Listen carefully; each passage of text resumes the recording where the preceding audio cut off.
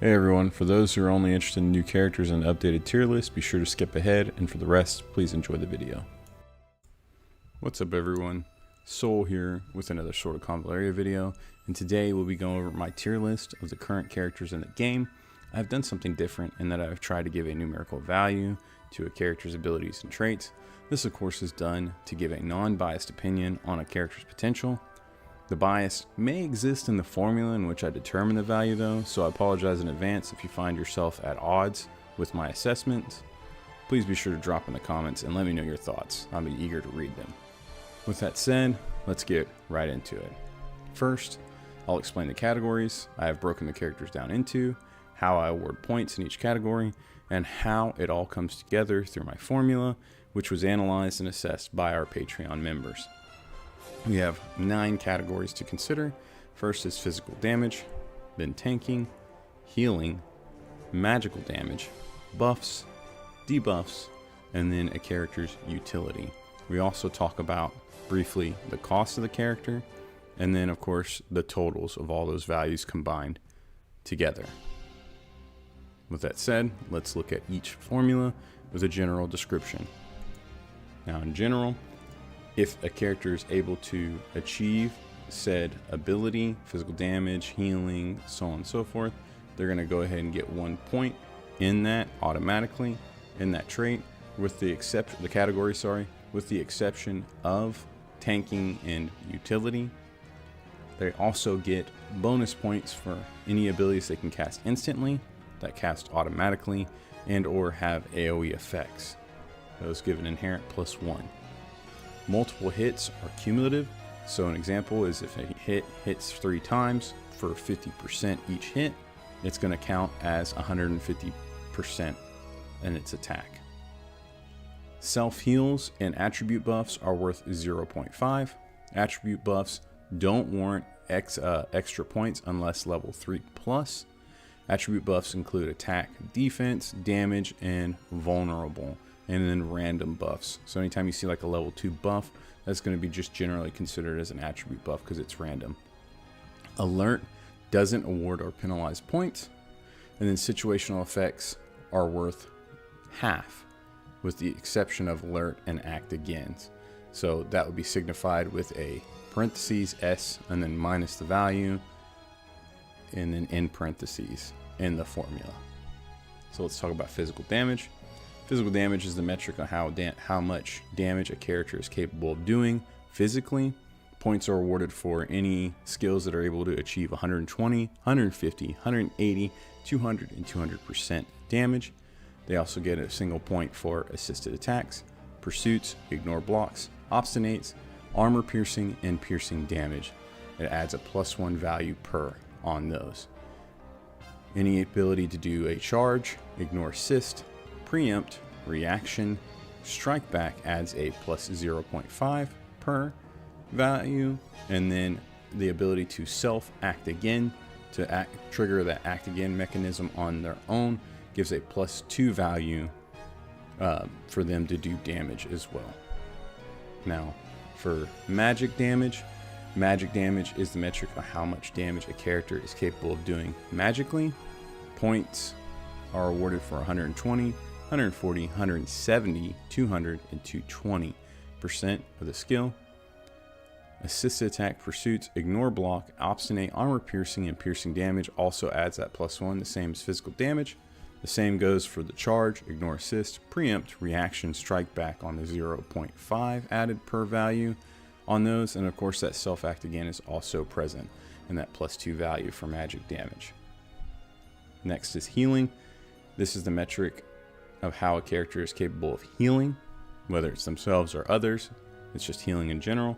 Points are awarded for reaction, regeneration, and then of course healing others 70 and 100% of their values.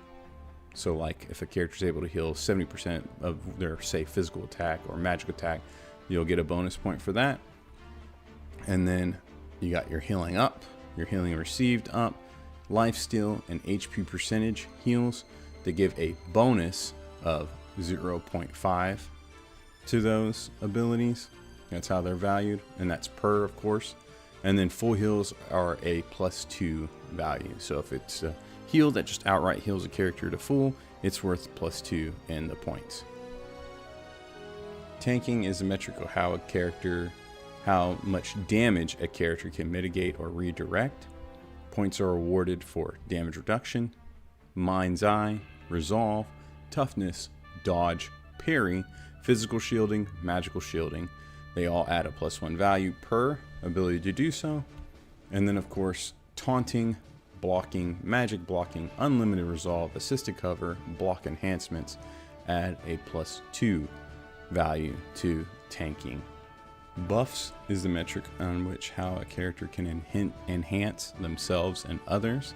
Points are awarded for level 3 attribute buffs, reaction, crit damage, energy consumption down, energy up as far as production, speed up, act again self, refund cost, and then cooldown reduction all add a +1 to that value. And then of course move up, crit self, crit damage self adds a +0.5 to that value. And energy up full, energy cooldown reduction full, and then act again on others all add a +2 to that point value. Next is debuffing. It is a metric of which how a character can weaken opponents. Points are awarded for level 3 debuffs, reaction, no active, no passive, isolate, no move, crit resistance down, speed down, sleep, blind, frozen, life loss, scorch, stunned, energy down, no healing received, all add a +1 to that value. And then of course, no assist, no reaction, move down, healing received down, and then infection all add a +0.5 per level of those values. And then last but not least, utility is the metric of how much a character can influence a battle indirectly or through additional effects. Points are awarded for immunities, dispelling enemies, dispelling allies, knockback, moving units, interrupting turns, moving again, increasing range, all add a +1 to utility. And then auras, invisibility, summons add a +2 to this value on utility. And then summons that have no despawn are an inherent +3. And then jump and climb are a +0.5 to the utility value. Cost, of course, is the star level required for that character to be able to fully meet the potential that's listed in the formula. And then, yeah, the metrics basically just scale from 0 to 20 per stat. And then overall, characters seem to be within the 0 to 60 range in their abilities. No one's going over 60 total points. And then, yeah, for the most part, no one's really under 20, but regardless, it's 0 to 60. We've broken them down into tiers too. So tier 5 is anything that's, as far as individual skills, that's below 2 points. Tier 4 is 3 to 4 points in a certain ability. Tier 3 is 5 to 6 points. Tier 2 is 7 to 8 points. Tier 1 is 9 to 10 points. Tier 0.5 is 11 to 12 points. And then anything that's 13 plus is considered tier 0. Then of course we have our totals. That is our stat totals per character, which gives them a place on the tier list. Characters with a lower value than 32 are tier 5, 33 to 37, tier 4, tier 3 is 38 to 42, tier 2 is 43 to 47, tier 1 is 48 to 52, and tier 0 is any character with a total value of 57 plus.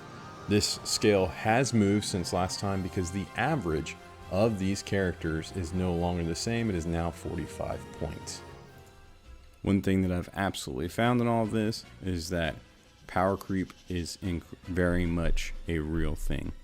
The newer characters coming out are inherently stronger than the older characters, and there's just no two ways about it, no denying it. With that all explained, now you can see how I award these values. I'm going to give you a character by character breakdown, followed by the overall tier list per category. If you want to skip ahead, feel free to use the timestamps that are going to be down in the description below. A link to my Google Doc where I have all the character formulas and will also be in the description as well. And while you're down there, please make sure you drop me a like and a subscribe. So let's do this. Let's get right into it. First up is our boy Acambe here.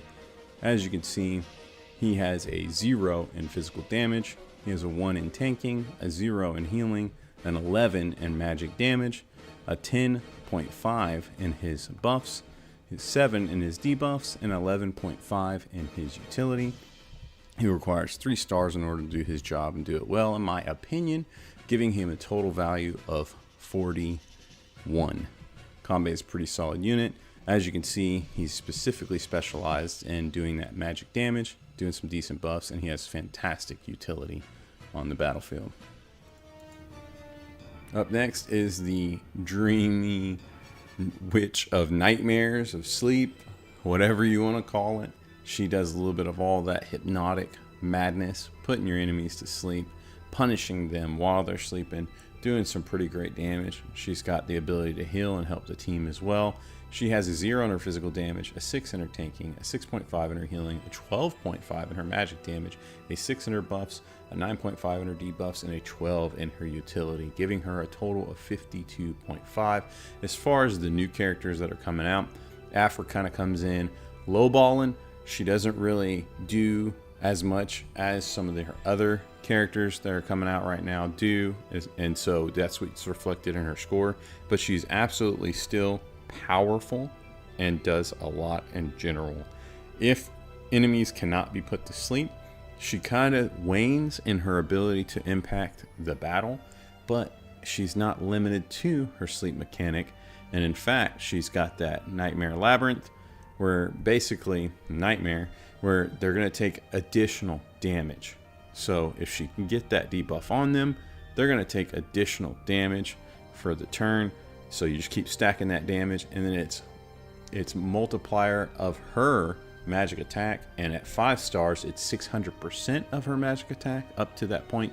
If you can deal 3,000 damage, 18,000 damage all within that time frame, by the time it's up, it'll tick down and you get a bonus of 18,000 damage for free.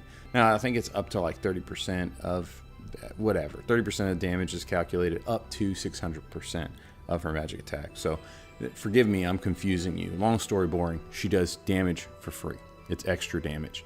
So when you're already hitting something and hitting it hard, a boss, she's going to come in, she's going to put that debuff on them, and she's going to allow you to calculate 30% of all that damage that's dealt up to 600% of her magic attack, and just get it for free, and it ticks again. It is absolutely immense. It is awesome. Wonderful stuff. On top of that, she heals, she does a lot for your team, and she's very beefy, hardy. I like to build her with a little bit of tankiness, send her in there and have some fun. And then when you do get to put your enemies to sleep, oh, good night. It's just a blast. She's a fantastic character. Total ranking of 52.5. Afra, I'd highly suggest her 5 stars if you can pull it off. Up next is Agata. Right here we have somebody with 14.5 physical damage, 4.5 tanking, 6 in healing, 0 in magic damage, 4 in buffs, 10.5 in debuffs, and 6 in utility. She has a total of 45.5 in her total value, and at 3 stars she also pops off. However, of course, you can always go further to do more, but that's what I think is necessary in order for her to meet the full spectrum of her formula. And yeah, you have a very strong unit right here at 45.5. Fantastic and great damage. Next is Alexei, and he has a physical damage of 6.5. His tanking is ranked at 7. His healing value is 1.5. His magic damage is a 3. His buffs are a 4. His debuffs are an 8, and his utility is a 6. He is one of those characters that is clearly designed and made in the early portions of this game. These early characters have some bizarre traits, weird ways of being noted in the formula, and so on and so forth. They don't actually have, like, you'll see, like, they'll have block enhancement, but it's not called block enhancement and things like that. Just bizarre. And then a lot of these early characters also have, or I should say a few of these early characters also have magic damage and physical damage rolled into their kit, and it really just hurts them. A rework would definitely be good on them. His total value is 36. It's not as apparent on him as it is on some others, However, for him to have that magical damage is a little bit out of place on him and weird, in my opinion, but you may disagree. Regardless, at 3 stars, he's able to do everything he needs to do to its full extent, and yeah, his total value, as I said, is 36. Up next is Auguste. We give him a 14.5 in his physical damage, a 3 in his tanking, a 3 in his healing, a 0 in his magic damage, 8 in his buffs, 5 in his debuffs, and 7 in his utility. That gives him a total of 40.5. He is a fantastic unit that, as you can see, really truly specializes in one thing, and that's physical damage. Outside of just doing damage, he doesn't have a tremendous amount of utility and use to the team. His abilities aren't terrible there, they're just kind of paling. And then you'll see, like with him, you'll see in some others as well, they have lots of good damage potential from their buffs and the buffs that they give himself. Him in particular with that rage mechanic, he's really able to do really good things with that. And of course at 5-star he gets that armor piercing as well with his rage mechanic, that outcry, so outburst. But it's really, really good, and it gives him a decent buff rating as well as a great physical damage rating. And so yeah, this is Auguste. His total value once again is 40.5. Next on our list is the Divine Defender. She is Ayishah, and she is amazing. She has a 0 in physical damage, a 15.5 in tanking, 5.5 in healing, an 8 in magic damage, and 9.5 in buffs, a 5.5 in debuffs, and a 12 in utility, giving her total value a 56.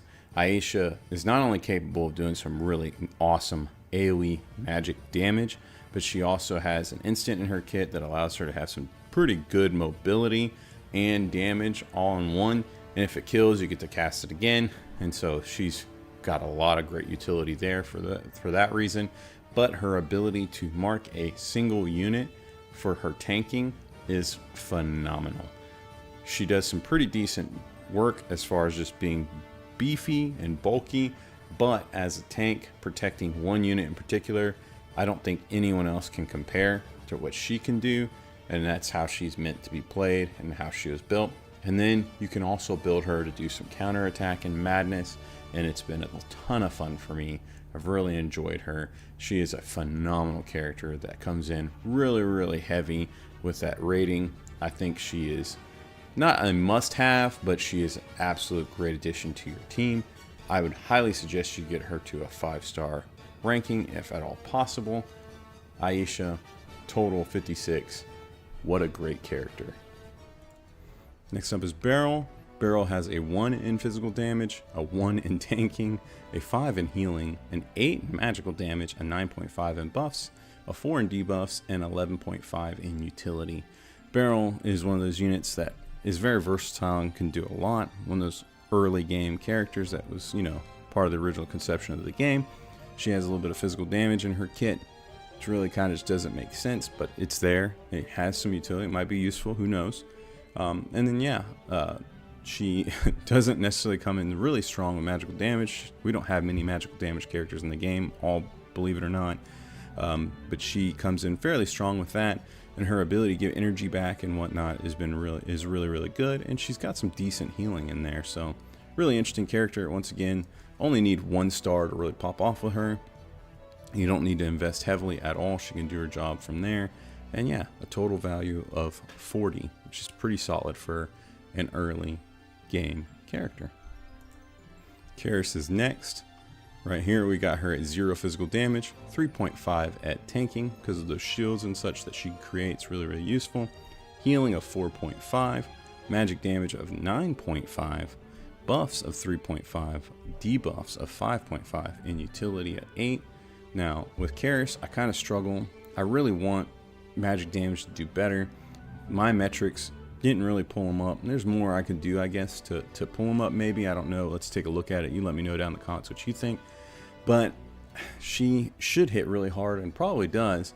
Magic damage in this game is so bizarre. There's not a lot of people who do a lot of magic damage, and it doesn't benefit from a lot of the abilities and traits that physical damage dealers do.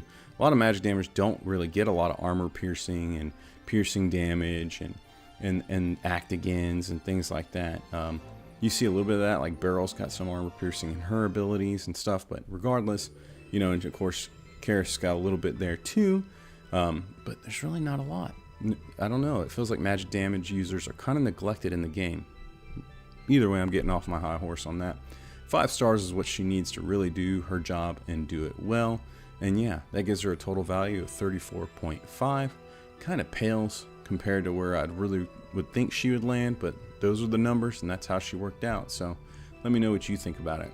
Caris, very solid unit, great magic damage. Comes in at a 34.5 total with a 9.5 magic damage ability. Next up is Coco. This character is absolutely bonkers, phenomenal, does crazy things. She has a 3 in physical damage, 11 in tanking, 11 in healing, 0 in magic damage, 14 in buffs, 5.5 in debuffs, and an 11 in utility. She is a monster. She does require a 5-star rating in order to really pop off and meet those metrics and to do her job as intended. Regardless, with everything taken into consideration, with her obscene ability to heal, she's doing HP percentage heals at that. She's doing amazing buffs, giving you that crit damage. She's giving you fantastic things like damage reduction, you name it. Check the formula out in the Google Doc. She comes in at a total of 55.5. She is the GOAT. Coco GOAT. Amazing, amazing character. And yeah, there she is. 55.5 on Coco. Up next is our girl, Cole, and she comes in with a physical damage of 8.5, tanking a 3.5, healing a 2, 0 magic damage, 6 in buffs, 2 in debuffs, and a 7.5 in utility. With her, most of her buffs are self-crit enhancements. She's definitely a crit monster and gets those crits up really, really high. That damage, though, she doesn't have immense potential. She is an early game character. She is a part of the original conception of the game. She still comes through strong and has some decent abilities. She's fantastic for clearing early content with her ability to act again. She was the first of her kind to be able to do so, but now we have other characters that can do it and then even do it better, and they have more utility outside on other purpose outside of just, you know, getting in and behind and killing things. She's a little bit squishy and soft and isn't the best at getting in behind those units. She does come with some dodge. You really have to play with that mechanic in order to utilize her late game. And yeah, she comes in with a total of 29.5, and I think it's deserved. 3-star is exactly where she needs to be to really pop off, and that's Cole. She's fantastic. Up next is Dantalion. He comes in with a 4 in physical damage, a 1.5 in tanking, a 4 in healing, a 5 in magic damage, a 2.5 in buffs, 6 in debuffs, and a 9 in utility, giving him a total of 32. And he needs only 1 star to do it. Dantalion is fantastic. I'm not surprised he came out with a total of 9 in his utility. I often run Dantalion in my teams. I'm a big Ayishah fan. I love those units. Dantalion has an amazing aura. He has great utility, his knockbacks, and his ability to dispel, and so on and so forth. He's a fantastic unit. He's a lot of fun. He, interestingly enough, does some decent magic damage, and he also can do some physical damage. He's one of those early game characters I'm talking about that really spread thin, kind of do a little bit of everything, kind of odd and bizarre, but you know, especially in the way the game's shaping up at the meta and things like that. But Dantalion is very solid. He does a great job. And with that total of 32, he can kind of seem like he's underwhelming, but rest assured, Dantalion does a great job for you. That 9 utility is legit. Next up is Edda. She has a 7 in physical damage, a 2 in tanking, a 0 in healing, a 0 in magic damage, a 6 in buffs, a 7 in debuffs, and a 7.5 in utility. Now, she's one of those characters that a lot of people love to bring for that support, those debuffs and that utility, and even her buffs. She's got some decent utility there in what she can do. She gives energy back. She's going to create more opportunities for assisting attacks. She's going to change the terrain. She's going to do a lot of things for you. It's a fantastic unit. She is starting to kind of get outscaled by the new things that are coming out in the game. As more and more characters come out with more and more in their kits that can do more, she's starting to kind of fade away into the shadows in her relevance in the game. It's sad, but it's true. Power creep is very real, and this character is one of those characters that makes it really, really obvious that it is a thing. with that total of 29.5. She's barely in there regardless. This is Edda. She's still a decent unit, does a great thing.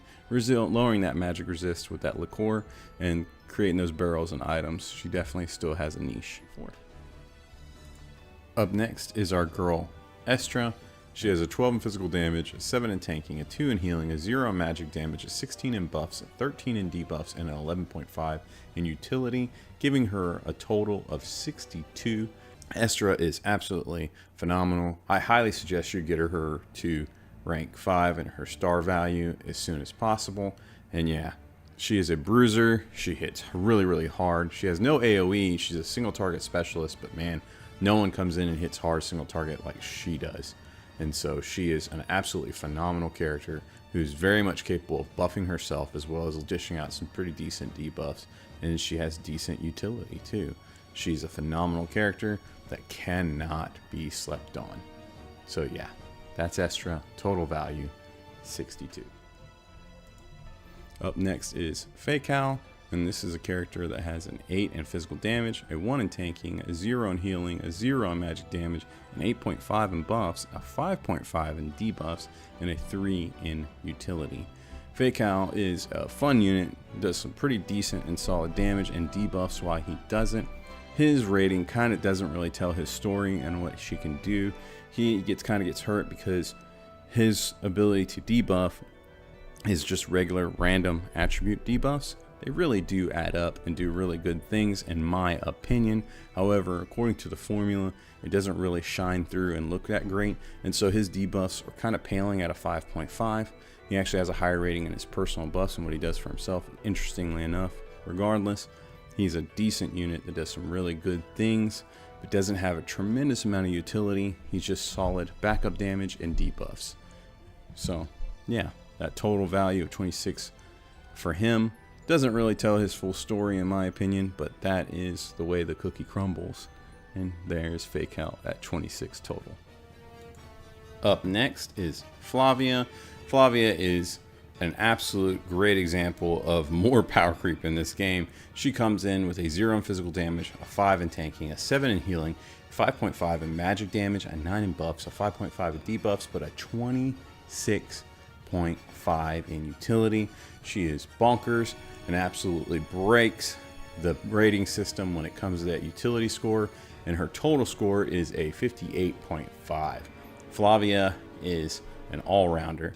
She can do a little bit of tanking, a little bit of healing, she can do some magic damage, and absolutely debuff and buff. She does it all. But where she really does well is change those tiles into grassy tiles, clearing the area for your allies, and making sure that she has that zone of control, aided and abetted, in any and all ways for your team. She is an absolute awesome character to have, and I would absolutely suggest you get her at a 3-star ranking. If you go past that, of course, you can have a lot of fun with her, but I think that's all you really need in order to play her well, and that's what she requires. With that all said, Flavia, bonkers, great character, 58.5, totally insane. Up next is Garcia. She is an 8.5 in physical damage, a 1.5 in tanking, a 2.5 in healing, a 0 in magic damage, 5.5 in buffs, and a 4.5 in debuffs, and a 4 in utility. This is one of those early game characters, part of the original concept of the game.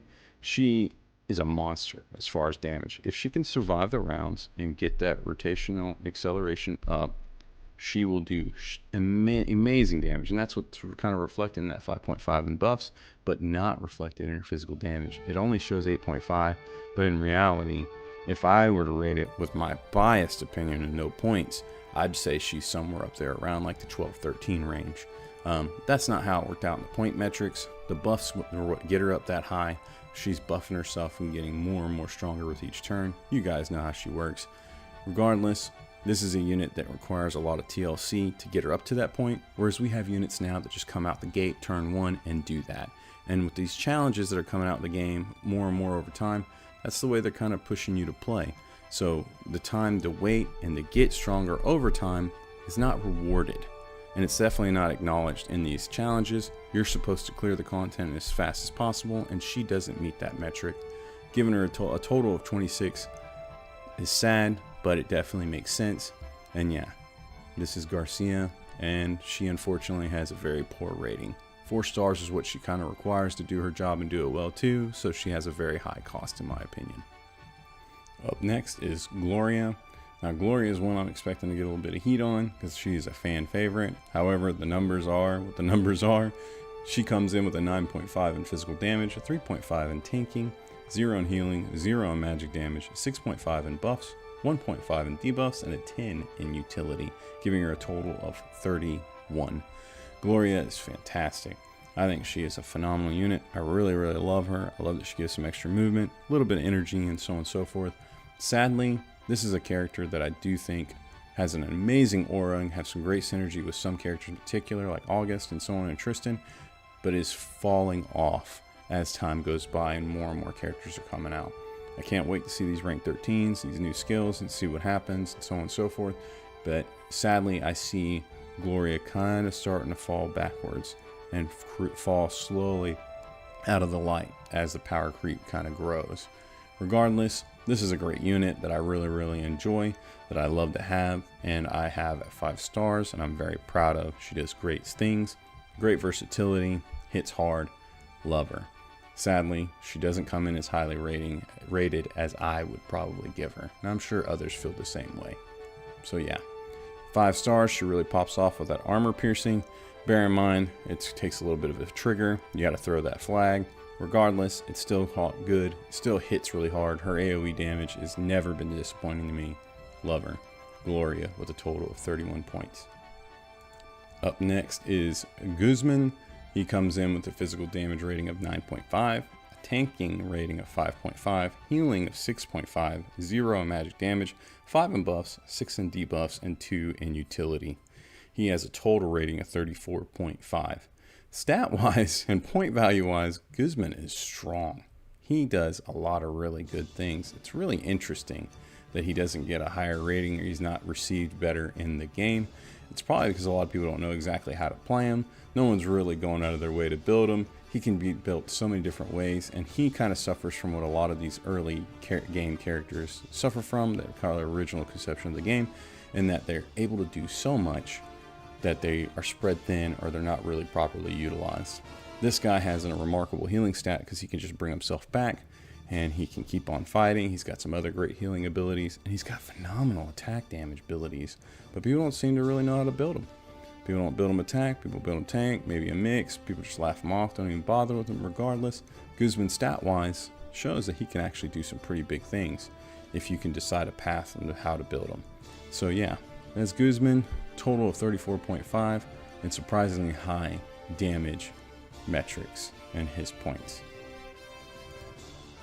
Next up is Hasna. This is a character that has a 1 in physical damage, a 1.5 in tanking, 2.5 in healing, a 5 in magical damage, a 6.5 in buffs, 9.5 in debuffs, and a 2 in utility, giving her a total value of 28 points. Hasna, in my opinion, smacks and hits hard with magic damage. But when I did the math, and I did it a couple times with her trying to solve it and figure out why it was so low, it just kept coming out as 5. She doesn't have AoE. She's single target. She hits really hard. Most of her value is going to come out of the debuffs that she's putting those enemies. She has a really unique debuff in that she's able to drop their resistance to critical rates, if you will. So she makes them more apt or likely to receive critical hits. It's really cool. It's really nice. She's also dropping their defense and attack. Really nice things there. And then of course she's got all kinds of incentives, if you will, built into her kit where she's taking advantage of that hidden fragrance. She hits really hard, and sadly the numbers don't reflect that, but that's the way kind of magic damage is in this game. And I don't know, maybe you guys can help me out. Drop down in the comments, let's talk about it. Physical attackers have so much going on in their kits. They have so many additional effects and add-ons and charges, blah blah blah, whereas magic attackers don't have a lot but yet seem to still be able to keep up. It's weird. I don't know, I don't get it. Regardless, this is Hasna. Her total value is 28, and yeah, she's a bit of a conundrum. Up next is Homa. Homa comes in with a 12.5 in her physical damage, a 2 in her tanking, a 4 in her healing, a 0 in magic damage, 8.5 in her buffs, 13 in her debuffs, and a 10.5 in her utility. This is a phenomenally powerful character. One thing that really surprised me in her when I was going through and looking at her stuff is she only has a 4 in her healing, but I always felt like she did such really good heals and healing. What this tier list has more or less taught me in these point values is that we really don't have a lot of healing that's needed in the game. Healing is important, don't get me wrong, but it's not nearly as big of a deal as some of these other metrics like physical damage and then ability to mitigate damage and so on. It honestly just pales in comparison. There's not a lot that you need to heal at any given time, and so as we've gone on and gotten further into towards end game and so on and so forth, as the meta has quote unquote been unveiling itself, we've needed healing less and less, in my opinion. It's been a kind of like a sidebar. If you have a character that's capable of doing a ton of buffing, like I'm going to pick on Tear, but then the healing aspect of it's kind of secondary and we're kind of happy with just what little heals you can give, it works. Homa felt like she was really powerful for healing, but in reality, she doesn't do a tremendous amount of healing. The reality is, what little healing she does works. So yeah, I'm getting off my soapbox. She's a phenomenal character with that total of 50.5. It's clear she has a ton in her kit. If you have the opportunity to get her, if you have her and you love her, she's a great character to invest in because she can do so much. She's capable of doing really good damage herself. She has great utility in that she's able to affect the battlefield and help others out. And then of course her ability debuffs are phenomenal. She can blind and out the wazoo and so on and so forth. And of course buffing is also really good. She gets those assisted attacks, and which really helps her physical damage. But regardless, she is a broken unit who really can do a lot. Now she really benefits from that at 5 stars, which makes her a very expensive unit, but it's definitely worth. It's no different than say like Coco, who requires 5 stars but is amazing and definitely worth it. So yeah, Homa, really good unit, 50.5 total point value. Up next is our favorite bush boy, Iggy. Mr. Iggy comes in with a 6.5 physical damage, 2.5 in tanking, 2.5 in healing, 2 in magic damage, 5.5 in buffs, 4.5 in debuffs, and 4 in utility, with a total of 27.5. He is a PB&J sandwich on the real. It is spread thin. It's all over the place. He is the epitome of a concept character. He was one of the first that came out with the game. He does a little bit of everything, even magic damage. It doesn't make sense in the current standing of the game and the way things are shaped. And worse over, in order for him to do his job and do it well, at 5 stars, where he gets that highlight advantage, gets that armor piercing, and so on and so forth, it just isn't, it's not worth it.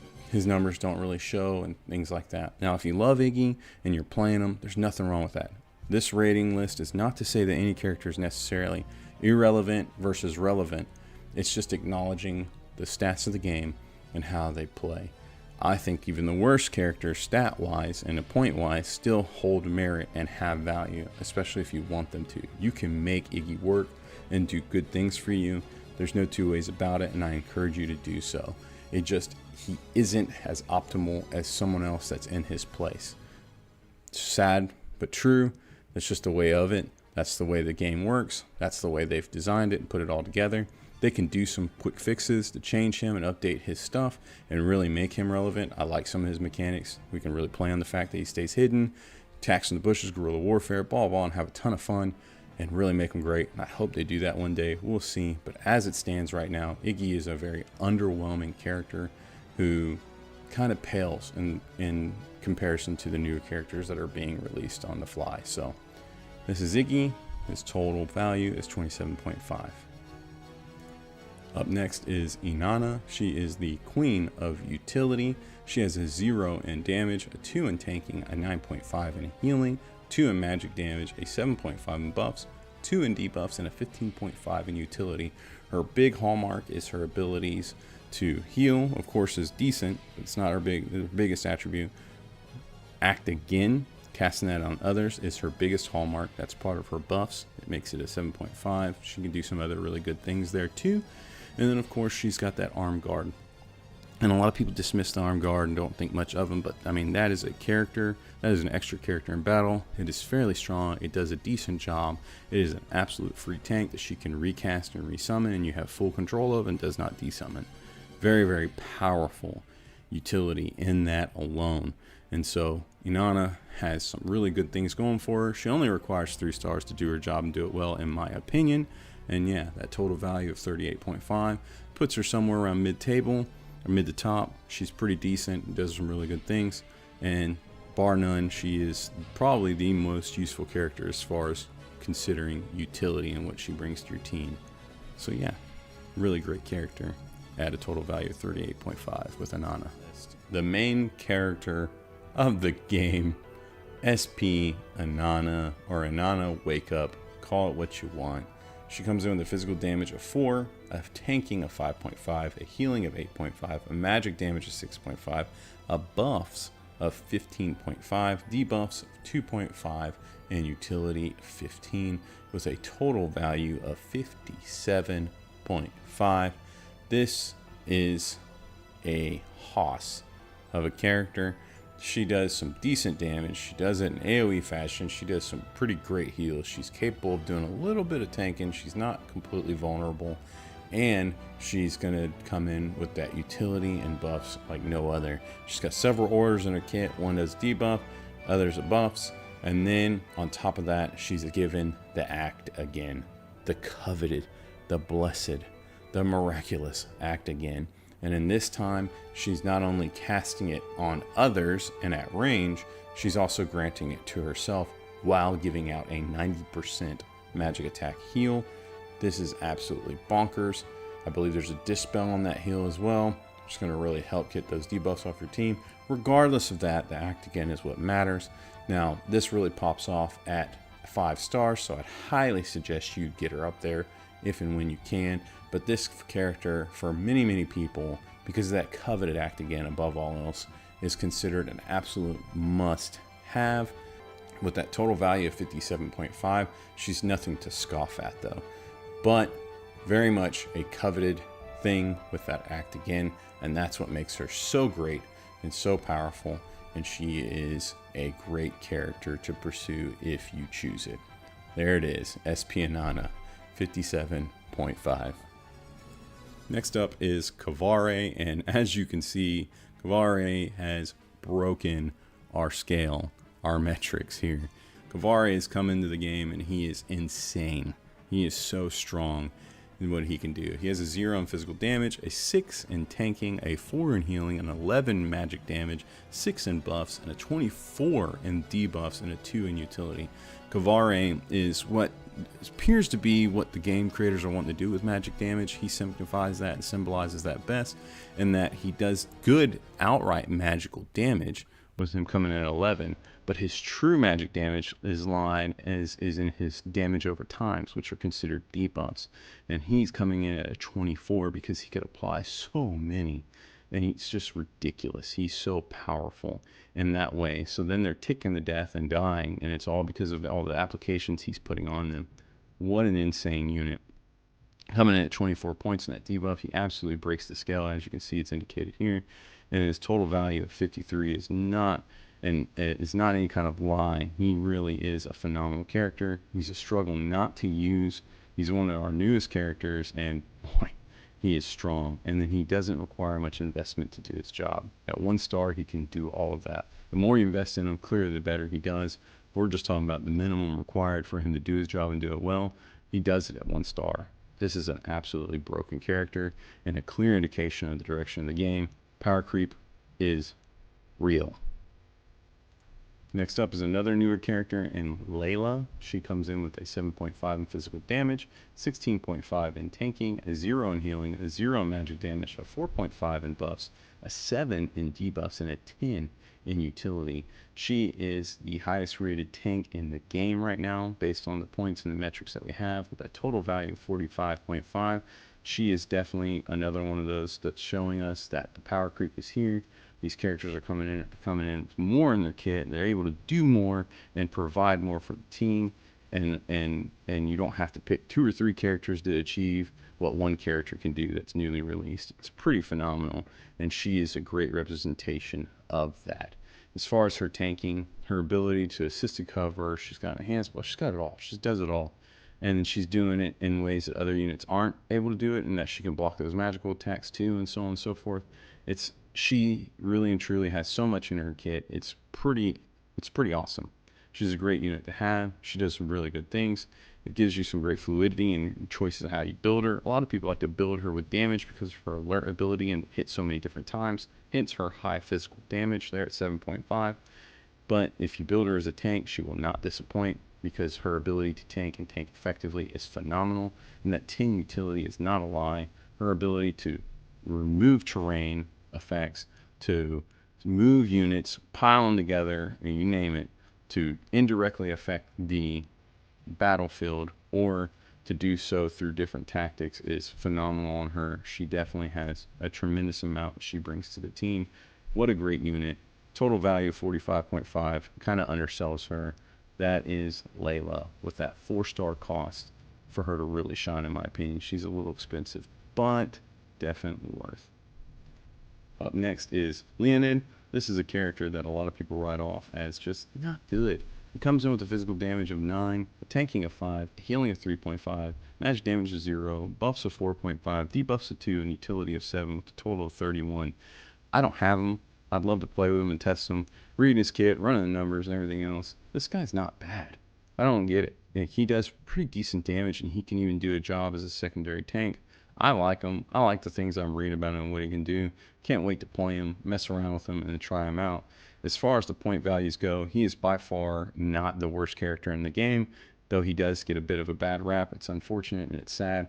He definitely seems like he comes in and, albeit maybe fills a niche role, he does it in a decent way that's not the bottom of the barrel.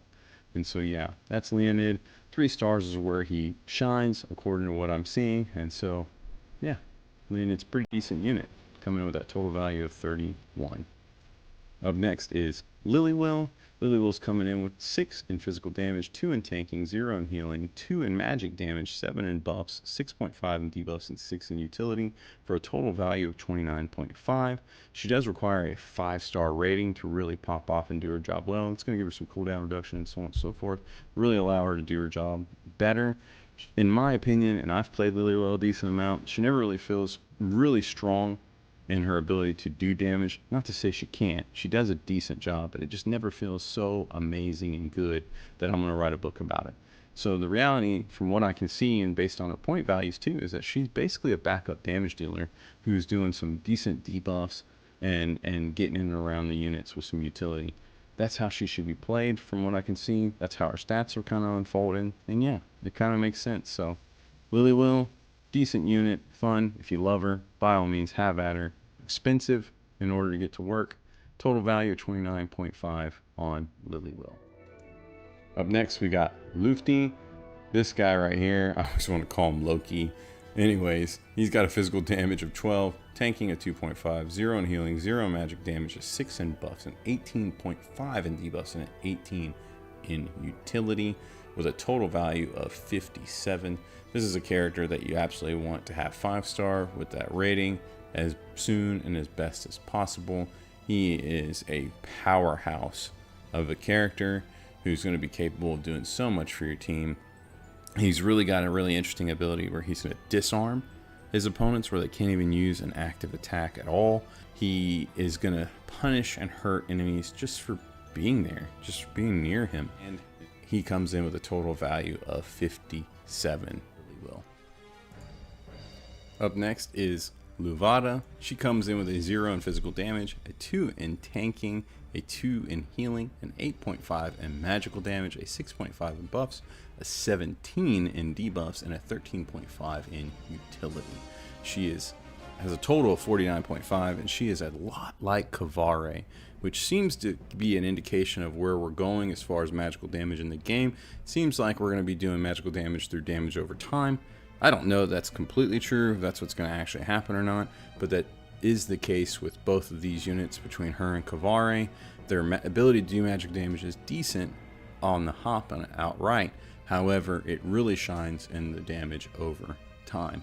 Now, her utility is one of her other strengths, and her ability to turn fire tile or tiles into fire tiles and to burn everything to a cinder. Really, really great stuff there. She is a phenomenal, strong unit who I feel really benefits from 5 stars. It's not absolutely required, but you're going to get that crit mechanic rolling and things like that. So I really think that it's where she should be. And yeah, really clear indication, moreover, of that power creep with that total rating of a 49.5 for her. What a strong, great unit that has just been added to the game. Up next is our boy Magnus. He comes in with the lowest rating in the game. He has a physical damage of 6.5, tanking of 2.5, healing of 1.5, magic damage of 0, buffs of 2.5, debuffs of 6.5, and utility of 3, giving a total of 22.5. Poor Magnus. 3 stars is where I think he really shines. He's got a really cool ability in that he just innately lowers the attack and defense of his opponents around him just for being around him. Really like it. But it's very niche. He doesn't have a lot of utility outside of that. I've used him into a decent effect. I think all characters have purpose and utility in this game, even if they don't rate well. But Magnus really just is underwhelming, all things considered. And it's kind of sad. He's another one of those characters that's part of the original conception of the game, and so he's a clear indication of where we came from versus where we're going. As you just saw with Rawiyah, a really phenomenal rating, literally double his points and then some, and then him with this 22.5. I don't think it's inaccurate. I think it's completely accurate on him. Not to say that he's not usable. I've used him and enjoyed him. He just definitely is underwhelming. He's a defender that doesn't tank very well. You ever play MMOs where you go in and you join a party and you've got that guy that's clearly a tank, but he's like, I'm not tanking today, I'm going to do damage.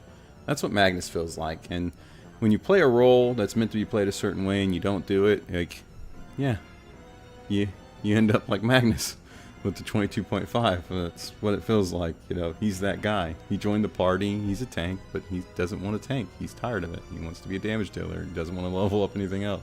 I'm messing around, but regardless, this is Magnus, sadly our lowest rated character in the game, and yeah, there he is with that 22.5. Up next, we've got Mytha. She comes in with that physical damage of 4, that tanking of 10, 6 in healing, 0 in magic damage, 2.5 in buffs, 1.5 in debuffs, and a 4 in utility, giving her a total of 28. She is that great value Coco. She does not quit her job. She likes to tank. She does it well, and I have used her many times over as a tank. She does some pretty decent healing. As I said, healing at 6 sounds like it's underwhelming. Number is not huge, but man, this game it really just doesn't require a whole lot of healing in it, in my opinion.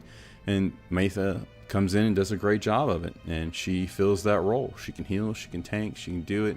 She does it fairly well. So really like her. I like her for her knockback mechanics and whatnot too. But outside of knocking back, she doesn't have a lot of utility in the game. Past that, regardless, tanking and healing is her strong suits, and she does it well. She's that great value Coco, as I said. 4 stars is where she kind of pops off with that auto heal, and where she can really do her job and do it well and fulfill the metrics and the points awarded to her. And so, Mytha, you get her. She's amazing. Everybody's got her. Really good unit. 28 total value. Up next is my favorite character, Miguel. Now, before I talk about his points and all this, that, and the other, let's talk about these images. I'm not kidding you. It seems like either the Chinese version has a totally different version of them or they've updated and changed it. I don't like it. If they take away my Miguel, who's ugly as a dog as he should be, and they give me this smooth-faced freak, I'm going to lose my mind. So I threw him up there just for the memes. I thought it was funny. But yeah, don't mess with my Miguel. Regardless, he has a physical damage of 7.5, tanking of 2.5, healing is 0, magic damage 0, buffs of 4.5, debuffs of 9.5, and a 12 in his utility. Give him a total of 36. Miguel is one of those units that a lot of people don't mess with, don't bother to use, but he has so much utility in what he can do for your team. His ability to move in and around units, literally jumping over them, creating fire tiles out the wazoo. He's got great synergy with Levada. I kind of highlighted that in the video not long ago. Make sure you go check it out.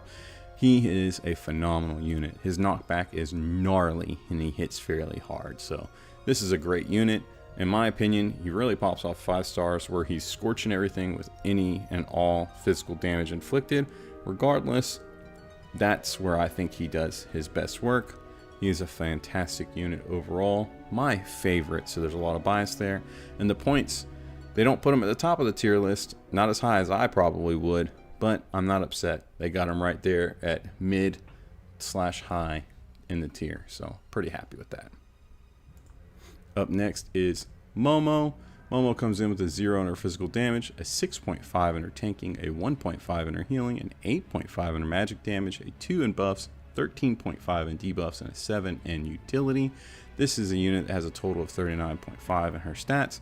She really shines at 5-star, especially with the way things seem to be shaping up with Agata and Kvare, as I mentioned just a second ago. She enhances the damage over time that's taken by units around her, so I think she's going to become more and more relevant as the game goes on. Fortunately, she was the first legendary I got. Absolutely love her. Highly urge you to use her. Her alert mechanics are fantastic. She's also really solid and bulky. That tanking 6.5 is not a joke. She can really take some damage. If you fought against her in tower and so on, you know what I'm talking about. She is beefy. She can be a pain to kill. Same as in PvP. I love her. Great unit. 39.5 is not short of what she's capable of. It's a clear indication of where she's at. She is a strong unit. So yeah, that's Momo. 39.5. Fantastic unit. Up next is Nergal.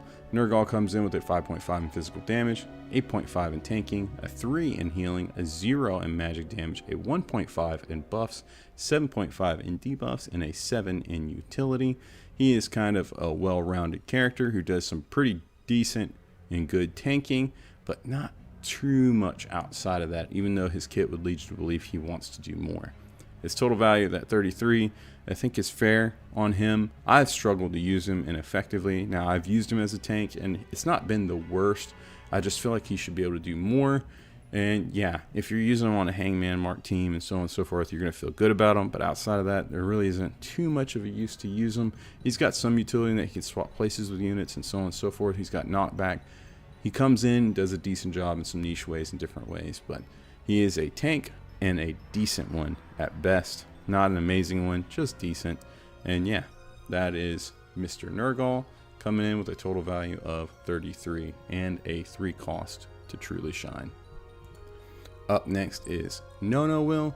She comes in with a 4.5 physical damage, 7 in tanking, 4 in healing, 0 in magic damage, 3.5 in buffs, 9 in debuffs, and a 10.5 in utility with a total of 38.5. She does some unique things in that she stops active skills. She's got that aura, that ability, kind of just rolls. And then, of course, she's got that veil, which mitigates 99% of AoE damage. That is fantastic. That's what gives her a really high tanking rating. She comes in some pretty interesting ways. This is a character I don't have. I really wish I had. And she does some great stuff in the game. Really unique things.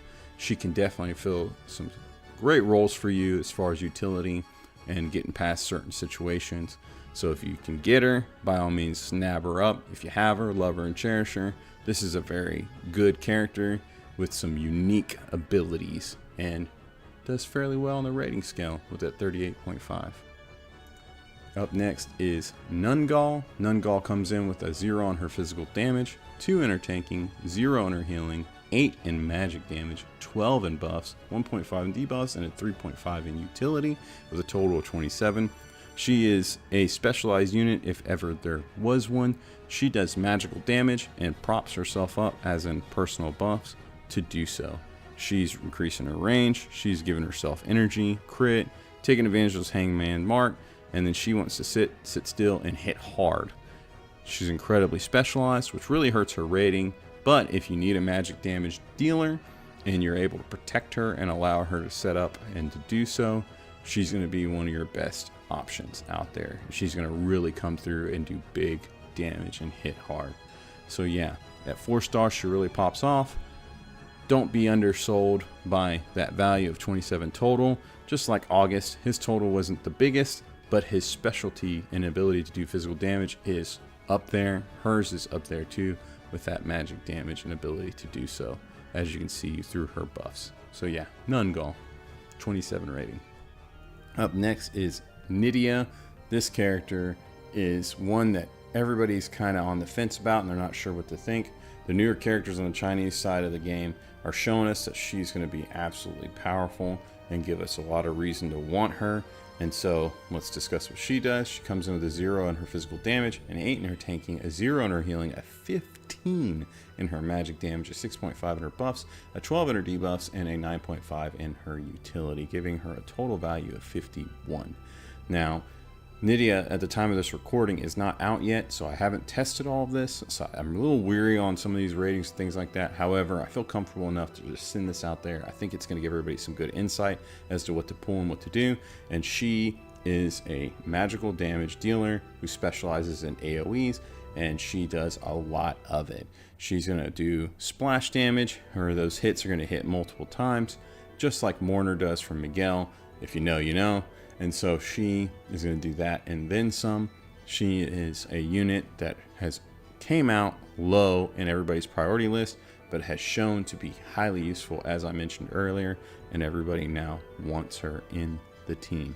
So I would highly suggest pursuing her if you're on the fence or just interested in her. If you dislike her, of course, don't do it. Play the characters you want. This character is going to come in and destroy big, large enemies or big groups of enemies and be really, really good at it with her magical damage. From what I can tell, you absolutely want her to be a rank 5 with that 5 stars as best as possible, because that's going to really tip her off and allow her to do the most damage she can. So yeah, Nydia, a new seeker, bow user, phenomenal AoE magical damage, which I believe is where the game goes in the future. Fantastic character. Total ranking 51. Not ironically, next is Pamina. There's a special relationship to Nungal. Anyways, her physical damage is 14, tanking 11, healing 3.5, magic damage 0, buffs 3.5, debuffs 5, and 8 in utility. Pamina has a total value of 45. More evidence of this power creep. Now that physical damage, I'm sure some people will want to contest and be like, what? 14 physical damage? This girl slaps. She absolutely slaps. And moreover, she makes the enemies walk up for the slaps. She can slap multiple times within a turn. At 5 stars, which is what I advise on her cost, she's able to hit back so many times and do such big damage, and in AoE form, she is absolutely a monster. Now, does that mean she belongs in every scenario and fight? No, not by any means and measure. She's certainly not going to have the same utility that she would in a fight with a ton of enemies versus a fight with a single enemy. And so she does have her niche in certain particular places where she's better at. And yeah, with that said, she still does a monster amount of damage. She is a monster of a tank, in my opinion. She does a great job at tanking 11. And yeah, Pamina is a great unit and more clear evidence of power creep. Here she is with that total value of 45 points. Up next is OG Rawiyah, and she comes in with a physical damage of 7.5, tanking of 6.5, healing of 5.5, 0 magic damage, 7.5 in buffs, 3 in debuffs, and 6 in utility. This is a character that is built to be strong from the hop. She is part of the original conception of the game. She still has great utility and strength even now. She was clearly built to be pretty strong when released. She's always felt very strong, and she doesn't disappoint even to this day. I personally think she needs 4 stars in order to do her job well, which she does in a big way. She's somebody who does very decent physical damage. That 7.5 kind of undersells it in my opinion, but that's the way the points fell. And she does more damage based on the debuffs that are on the enemy, which already is weakening them. So if you're placating to that, she's going to absolutely do big things. She's bulky in that she's able to take the hits and do it well, and then she's healing herself. Her healing of 5.5 isn't the healing she's giving to others, it's the amount of healing she's providing herself. She's constantly chugging, getting drunk, drinking the pain away, and healing all the while. So Rawiyah is a blast. Part of the original game launch, and she is not a disappointing character in any way. She is a total value 36 and is very much warranted. Up next is another one of my favorite characters, and that is SP Rawiyah and Rawiyah Nostalgia. And she comes in with 13 physical damage, 9 in tanking, 4 in healing, 0 in magic damage, 10 in buffs, 7.5 in debuffs, and a 4 in utility, with a total value of 47.5. And she is the AoE master. She comes in, she hits hard, hits fast, and is a monster as far as AoE damage goes. She is able to tank and do some pretty decent stuff, and that she's able to create a lot of damage mitigation. In her passive, she's able to dodge, which is phenomenal. She goes up and she will pull people's attention and just dodge them like they're nothing. Absolutely love it. And then of course she's got some pretty decent healing in her kit, that anytime someone dies, even a summon, she's getting that full heal, which is phenomenal, and a damage boost and damage mitigation. And then yeah, that's what leads to her having a decent buff right there. Now she's got that trait, which she's getting crit rate and crit damage and all those things, and damage just off of, you know, using abilities and being active in the battle. So she becomes even stronger over time as she's rolling. She is just a monster. And then of course she's debuffing over time, especially if you have that passive where she's doing an extra attack. It's an AoE. She's just stacking up the debuffs. This is a phenomenal character who does really, really well, and more evidence of that power creep, but I love her. Here she is, total value 47.5.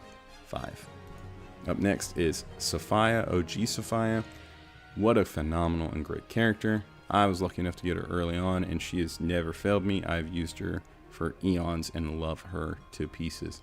She has that physical damage of 12, tanking at 7.5, healing at 3.5, magic damage of 0, buffs are at 9.5, debuffs at 7.5, and utility of 8. She has so much in her kit. It was kind of shocking we got her when she did. She just felt like such a big and expansive character when I got her. It was basically at the launch of the game when she first was dropped, and my goodness, she had so much going on.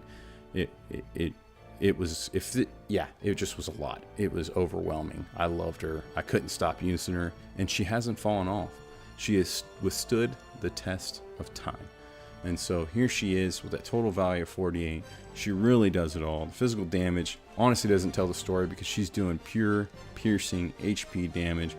Regular units are absolutely getting shredded by her. Bosses still get pretty decent damage done to them by her, but her specialty is just absolutely shredding other regular units, just destroying all of their HP and getting rid of them.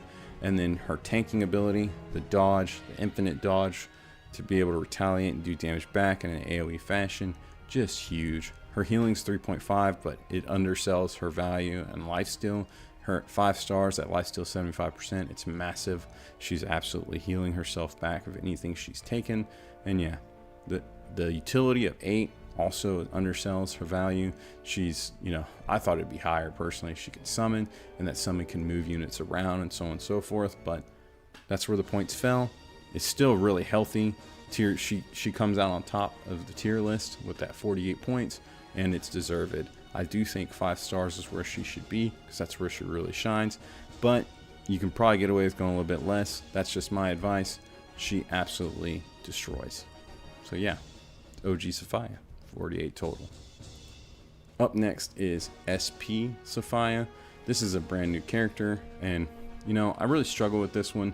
I awarded her some points because of her capability to do so. I feel like you have to be open-minded. I'll explain in a minute. If I hadn't awarded her the points the way I did, I'm not sure that she would have turned out well stat-wise.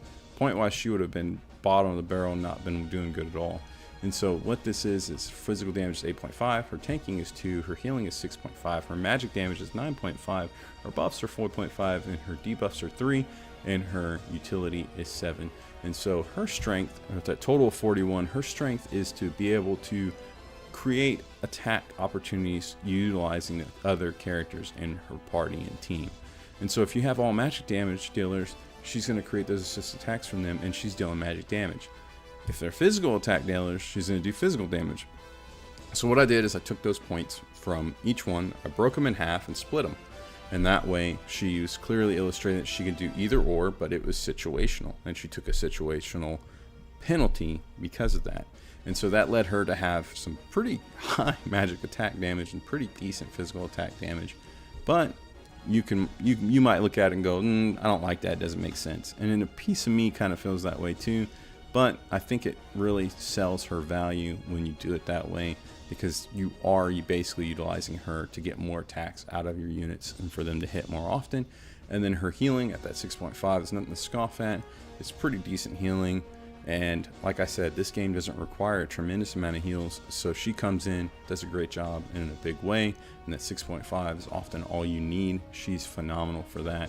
And yeah, this is a great unit. That 7 in utility kind of undersells her value in my opinion, because her utility is phenomenal. Really great new unit. A 3-star value is all she needs to get across the line. There she is, SP Safiyyah, 41 total value.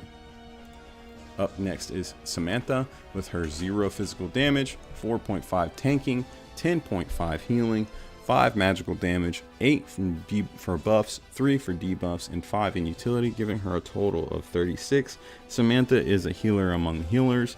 That is her specialty, and that is what she does. That often leads to her not really being utilized as much. You might be different. You might use her all the time, and I hope you do. But I don't see her often used, and I think it's because the game doesn't require that much healing. I know I'm repeating myself over and over again, but regardless, that's what I see from the game. And so her utility, or what she does for your team, is kind of lacking outside of healing. And so Samantha kind of gets left in the on the shelf, if you will. And so she has 2 stars that's required for her to do her job and do it well, in my opinion. She is an absolute fantastic healer that kind of pales in other ways and doesn't do a lot for your team. There she is, Samantha, with a total value of 36. Up next is Simona. This character could be the most underrated character in the game. When you're crunching the numbers and you're running the stats, I was shocked at how much she came out as far as point value. I reassessed and ran the numbers multiple times, and I just couldn't get over it. She's got so much going on. If you're a Simona lover, you're probably sitting here thinking, well, yeah, I could have told you that. But a lot of people play her down. A lot of people don't really highly rate her. But here she is with a 0 in her physical damage, 8 in her tanking. She is beefy as all get out. 4 in her healing, because it's pretty decent. Magic damage is a 7.5, and that's what she's supposed to be all about. And that's not even one of her stronger stats.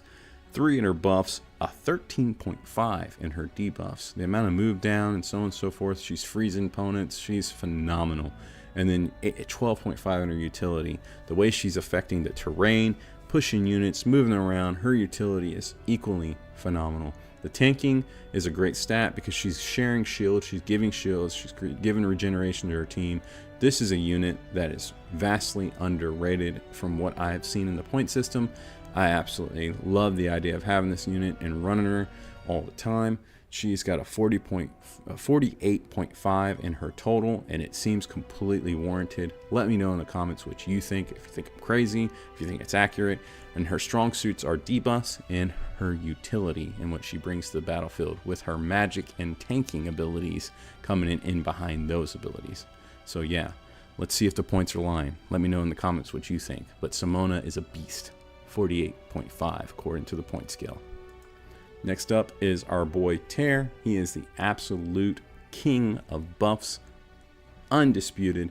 He comes in with a 0 in physical damage, a 6.5 in tanking, an 11 in healing, a 1 in magic damage, a 20 in buffs, a 5 in debuffs, and a 10.5 in utility, with a total of 54. He is absolutely up there topping the charts.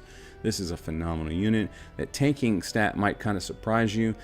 He has the ability to share damage, which is fairly unique, and that really helps evade some pretty dangerous situations where units might be getting one shot and so on and so forth. He really minimizes the amount of damage units can do.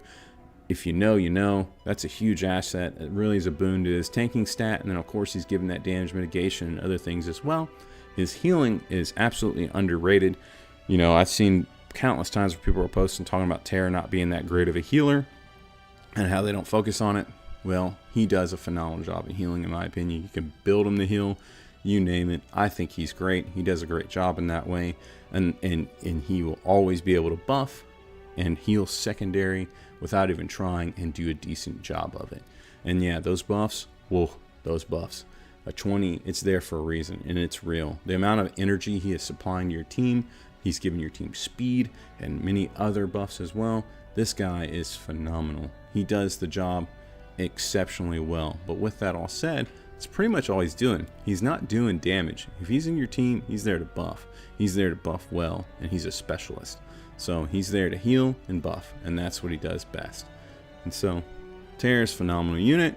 Absolutely love him. Very deserved. He's got a 5-star rating in my opinion. That's where you want him. That's where he's going to really shine. That's where he's going to do the most. Where he's getting the extra movement and so on and so forth. So make sure you're trying to go after that. And of course the extra range on the support skills and healing spells and blah, blah, blah.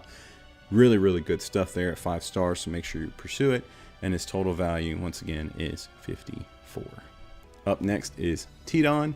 Mr. Tidon comes in with a 6.5 in physical damage, an 11 in tanking, 2 in healing, a 0 in magic damage, a 3 in buffs, a 6 in debuffs, and a 1 in utility, with a total value of 29.5. I was kind of shocked that he had a 1 in utility. I thought he'd be able to do a little bit more, but he's pretty straightforward in what he can do.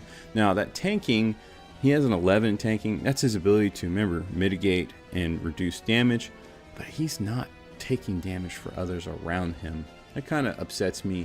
If he had an assisted cover in his kit and could do some more in that way, I'd be really, really happy. But, you know, he doesn't. It is what it is. If you can zone and control your opponents and make them go into him, then he's absolutely phenomenal. He's doing some really good things for you. But if you're not able to do that, then he might fall off and doing his job as a tank, and it might be underwhelming. I have him at 3 stars. That's where I think he really meets his potential and can do a good job of it. And yeah, that total value of 29.5 is not the worst. I think Tidon is pretty decent, solid OG tank from the original launch of the game. After Estra, we've got Team Meteor, the meme team, if you will. Absolute powerhouse of a team. Very interesting and quirky way that they work. They come in with a physical damage of 8, a tanking of 18, healing at 2.5, magic damage 4.5, buffs at 8, debuffs 2, and utility 18.5, with a total value of 61.5. Now, I call them the meme team because they're generally good all around, and they have really, really good knockback, and they have really, really good survivability, shielding, damage resistance, you name it. Outside of that, they're not doing a ton. They do some decent damage if you push for it and work around it, but it's decent at best. But they overall kind of feel silly. I don't know how else to summarize it. Really, really crazy stats and abilities, but they don't feel the best.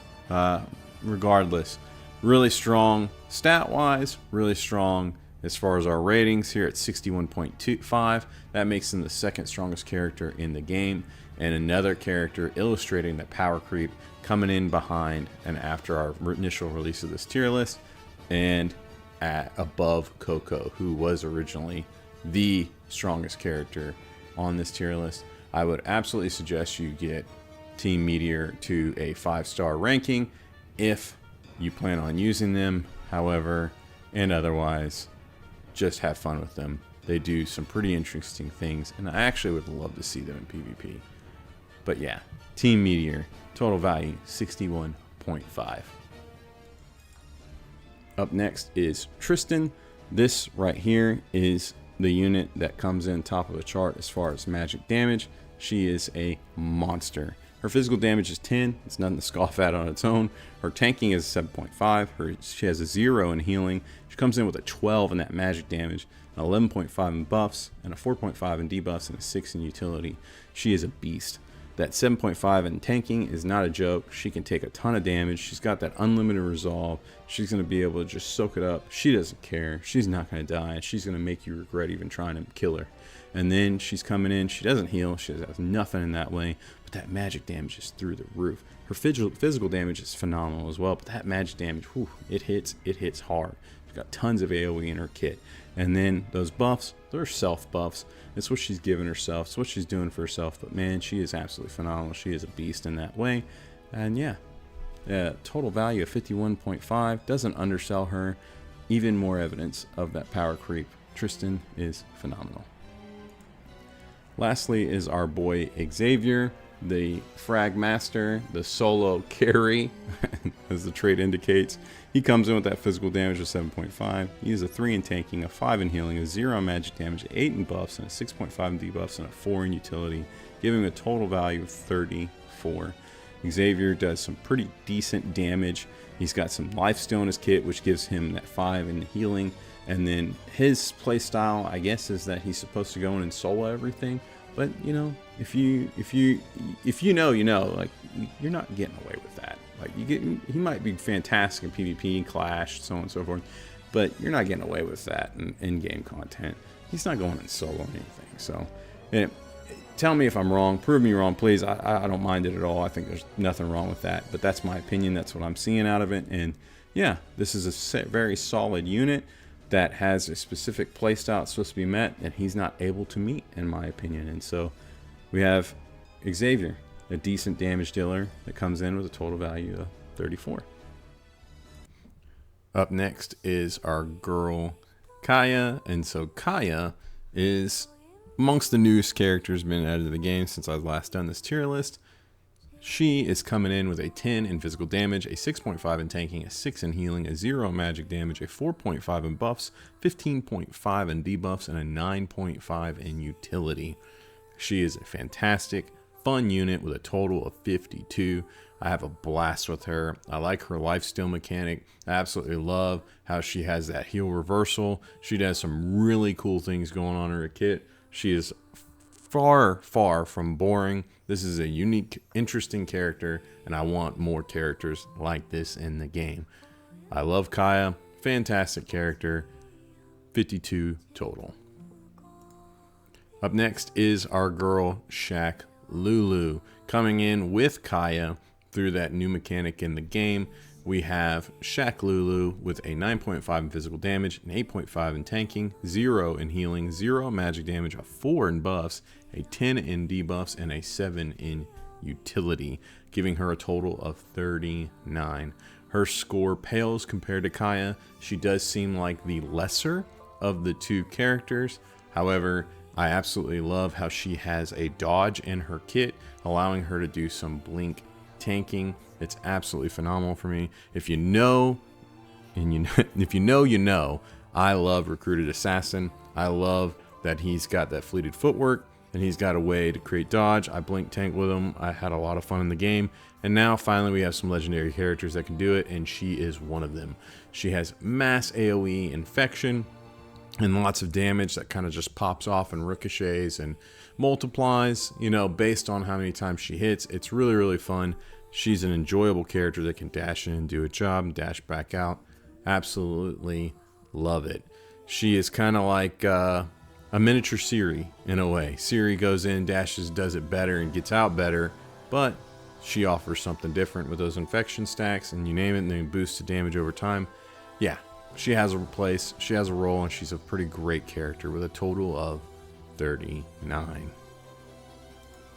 Up next is Rico. Rico hit the game like a hammer, coming in with that 10.5 physical damage, 10.5 in tanking, 4.5 in healing, 0 in magic damage, 11.5 in buffs, and a 10.5 in debuffs, and a 13 in utility, giving Rico a total of 60.5. That is massive. It's a pretty boss character right here. More evidence of that power creep coming in. Rico is a ton of fun, who specializes in knockbacks and AoE knockback, and then collision, with collision doing extra damage. Really fun and enjoyable. Rico is a defender who is very tanky and pretty bulky and has some great self-healing too in their kit. And so Rico's a ton of fun. Has a great drifter aura too. A lot going on here with Rico. Many reasons to love Rico. Great solid character in the game with a total of 60.5. Coming up next is Senshi. Senshi is here with that 5 in physical damage, 8 in tanking, 3.5 in healing, 0 in magic damage, 18.5 in buffs, 3 in debuffs, and a 9 in utility, giving Senshi a total of 47. This is a collab character, a dimensional traveler, if you will, a drifter, a phenomenal one at that, but this is, as of right now, unavailable to anyone who's just joining the game. Senshi will not be accessible for you and yours for the foreseeable future. I would like to think that would change. I don't know if or when, but yeah, Senshi, pretty great character in that he can create those hot pots and give that happiness effect that we've seen from Coco. The only problem I have with it is it's has a fullness effect tied to it. I get it because he can have multiple hot pots out at once and it kind of can be overpowered. It is an item that can be broken, so I don't know. I thought that was a big enough trade-off. I don't know. This first collab that we had with Delicious Dungeon kind of scared me, and then the second collab was way better. Regardless, Senshi, total of 47. Very, very solid character with some AoE happiness from the Drifter family. Another character from the Delicious and Dungeon collab is Marcel. And so here she is, Marcel. Butcher me for it in the comments. She's coming in with a 0 in physical damage, a 4.5 in tanking, a 5 in healing, a 9 in magic damage, a 4.5 in debuffs, and a 6.5 in, 4.5 in buffs, 6.5 in debuffs, and 11.5 in utility, giving her a total of 41. This character is a ton of fun. When I first got her, I loved her. Now she's kind of fallen off, and it's hard to justify using her. She does have some unique things that she does that I really like, one of which is massive, and I do mean massive AoEs. They really hit a lot of squares. On top of that, one AoE in particular, just upon casting, even though it's not an instant or whatever, it still debuffs, reduces move, and makes those characters more susceptible to what's coming next, and I really do like that aspect of it. She's got an interesting mechanic in that she needs to stand by a turn to really pop off and take full advantage of her trait, and so that kind of can be a little bit of a hindrance. In my opinion, if you work around it and you make it work, that's great, but in the end, this is another collab character who will not be revisiting the game as of right now. And of this recording, we don't know of any ways to do that or get her and to see her again. With that all said, she is still a pretty great character, a lot of fun to play, and yeah, she's coming in at a total value of 41. Rounding out the Delicious and Dungeon collab characters is Fallen. Fallen's coming in with a 1 in physical damage, an 8.5 in tanking, at 11.5 in healing, a 1 in magic damage, a 10 in buffs, a 1.5 in debuffs, and a 12.5 in utility, giving Fallen a total of 46.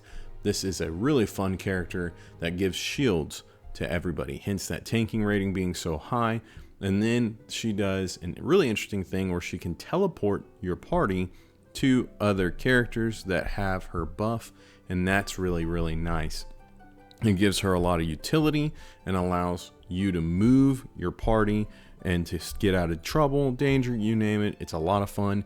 If you put her, like, say, on a union team or a team that's immune to frost, you create lots of burn tiles, frost tiles, whatever, and you're able to move out of them, move away from the danger.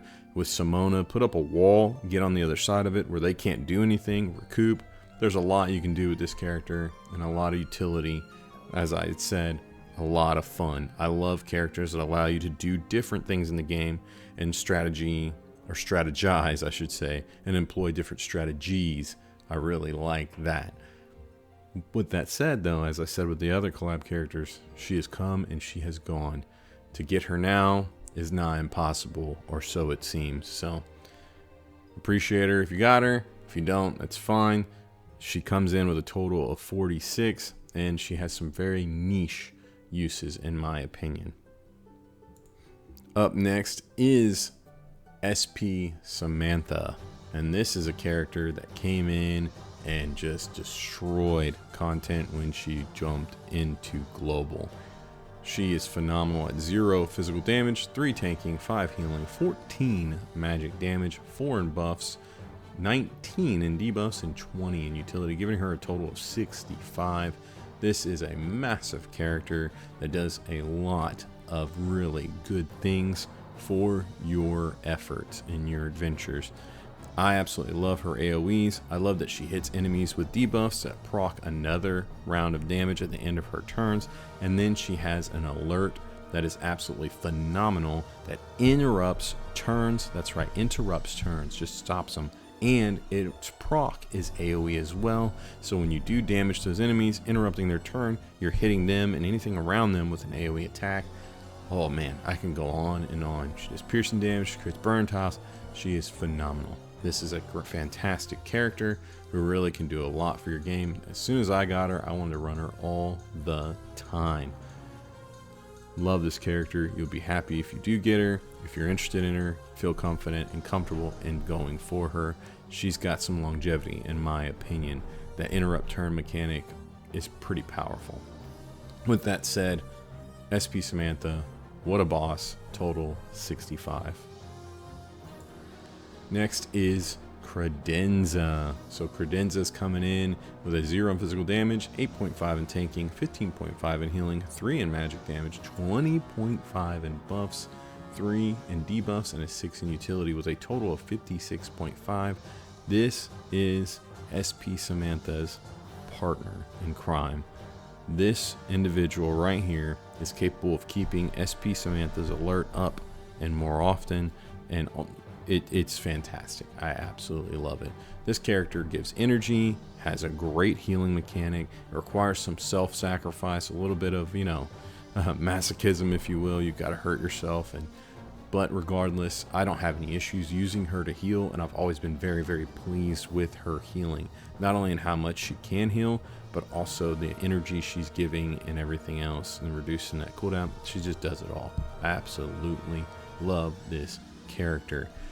She gives me a reason not to use characters like Terror, and I'm very happy with that. 'Cause that character I don't enjoy playing. He's boring. And so this character is a ton of fun and heals, and then has an interesting mechanic to where after so many turns, she kind of goes, I like to call it supernova, and does a lot of really interesting things. So this is a fantastic character that is a ton of fun, that also I think will have a long place in our meta and will be useful for a long time to come, is what I'm trying to say. Longevity.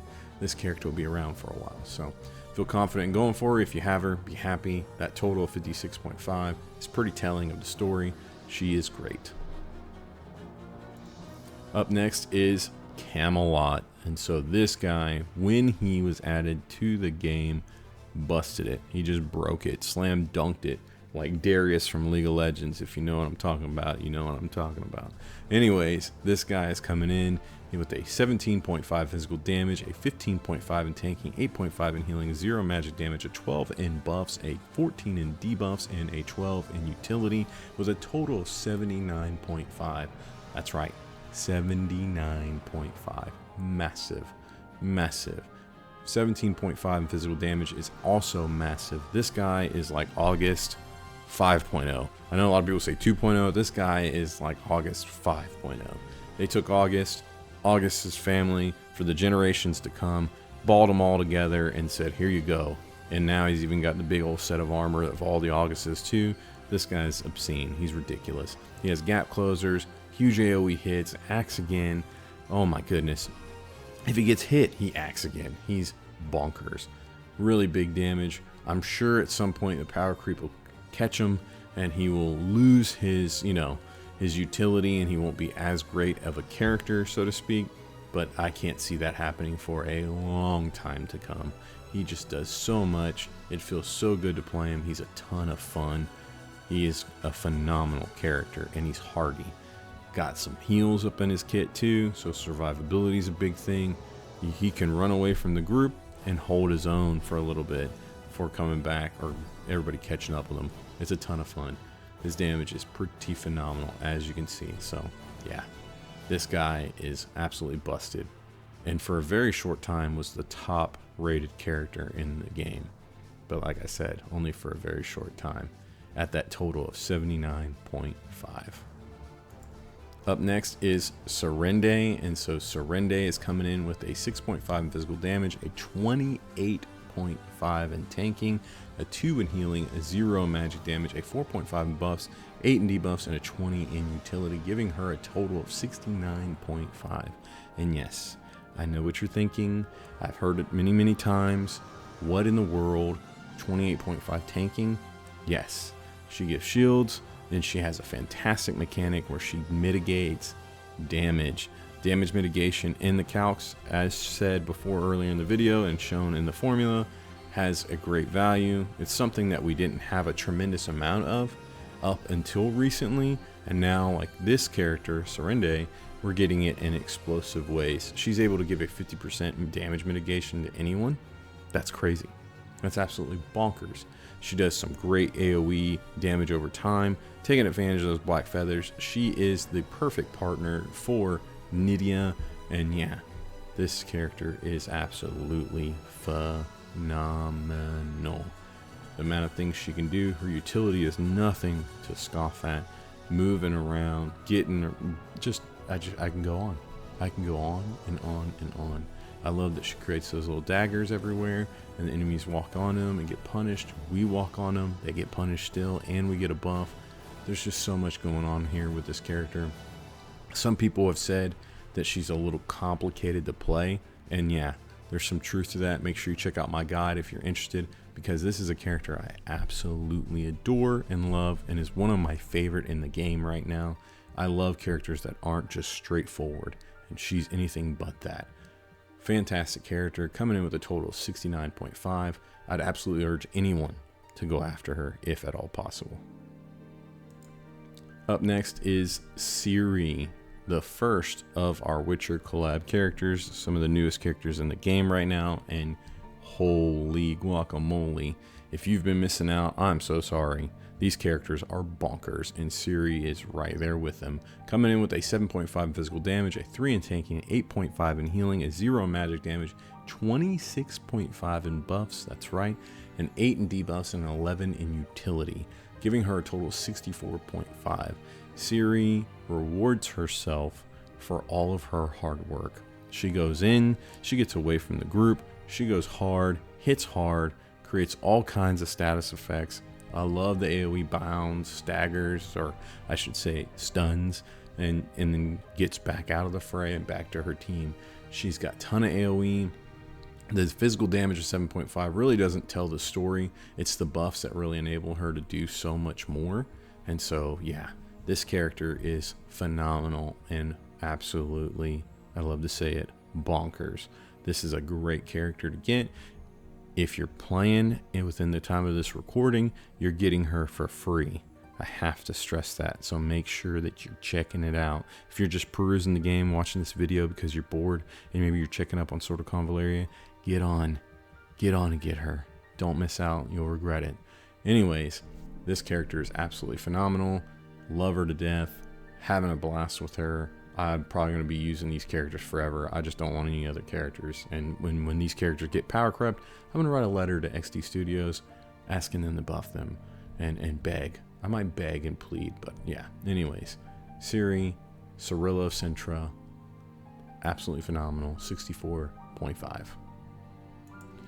Up next is Geralt of Rivia, coming in at 7.5 in physical damage, a 22 in tanking, a 6.5 in healing, a magic damage of 11.5, a buffs of 9, 15.5 for debuffs, and utility of 14.5, giving him a total of 86.5. Yep, here he is. This is the guy. This is the one, Jerry of the River. He is the king of the stats. This is the guy who has the highest rating in the game right now, and he feels like that much of a hoss too when you play him. He comes in, he hits everything really, really hard. He's got access to 4 different potions that he can use, all of which are absolutely phenomenal. Any one of which could be just a single ability of any of the characters that were part of the original conception of the game. He has it all, and he uses them as instants. So he's popping 2 potions, and then they stay active for multiple turns, and guess what happens at the end of those turns? Unlike Estra, he gets to use his potions again. What? And then on top of that, he's rewarded for it? What? You know what I'm saying? Like, that's insane. His kit is absolutely insane. They took power crept and kicked in a wall like the Kool-Aid Man and came in screaming, talking about, this is our guy. And he is, by God, my guy. This guy does tons of damage, sets up his own attacks, buffs himself, debuffs enemy, has magic, as you see in his kit, where he does tons of magic damage. He has a shield, and he can stack it multiple times, and then easily at that, and then on top of that, when the shields break, he does magical damage with knockback. He has so much in his kit, it's obscene. This is a character that you must absolutely get. He is the strongest character in the game right now, and I can't fathom when he'll be dethroned. This guy is bonkers.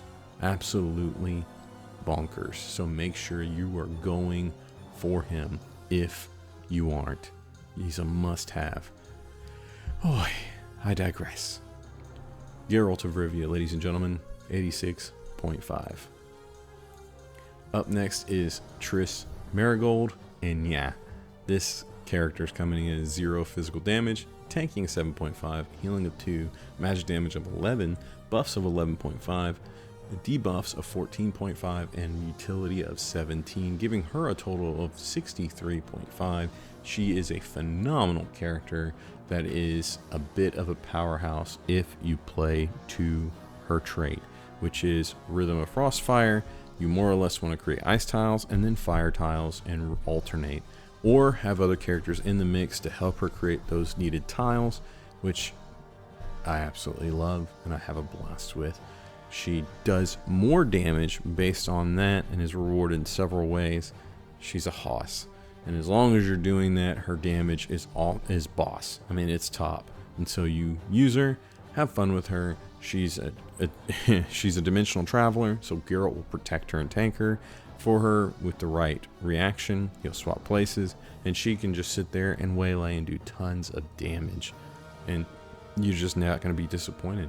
The AoEs that she's hitting and hitting with are absolutely phenomenal. She's got an ice spell that has a big AoE hit, creates frost tiles, and hits twice.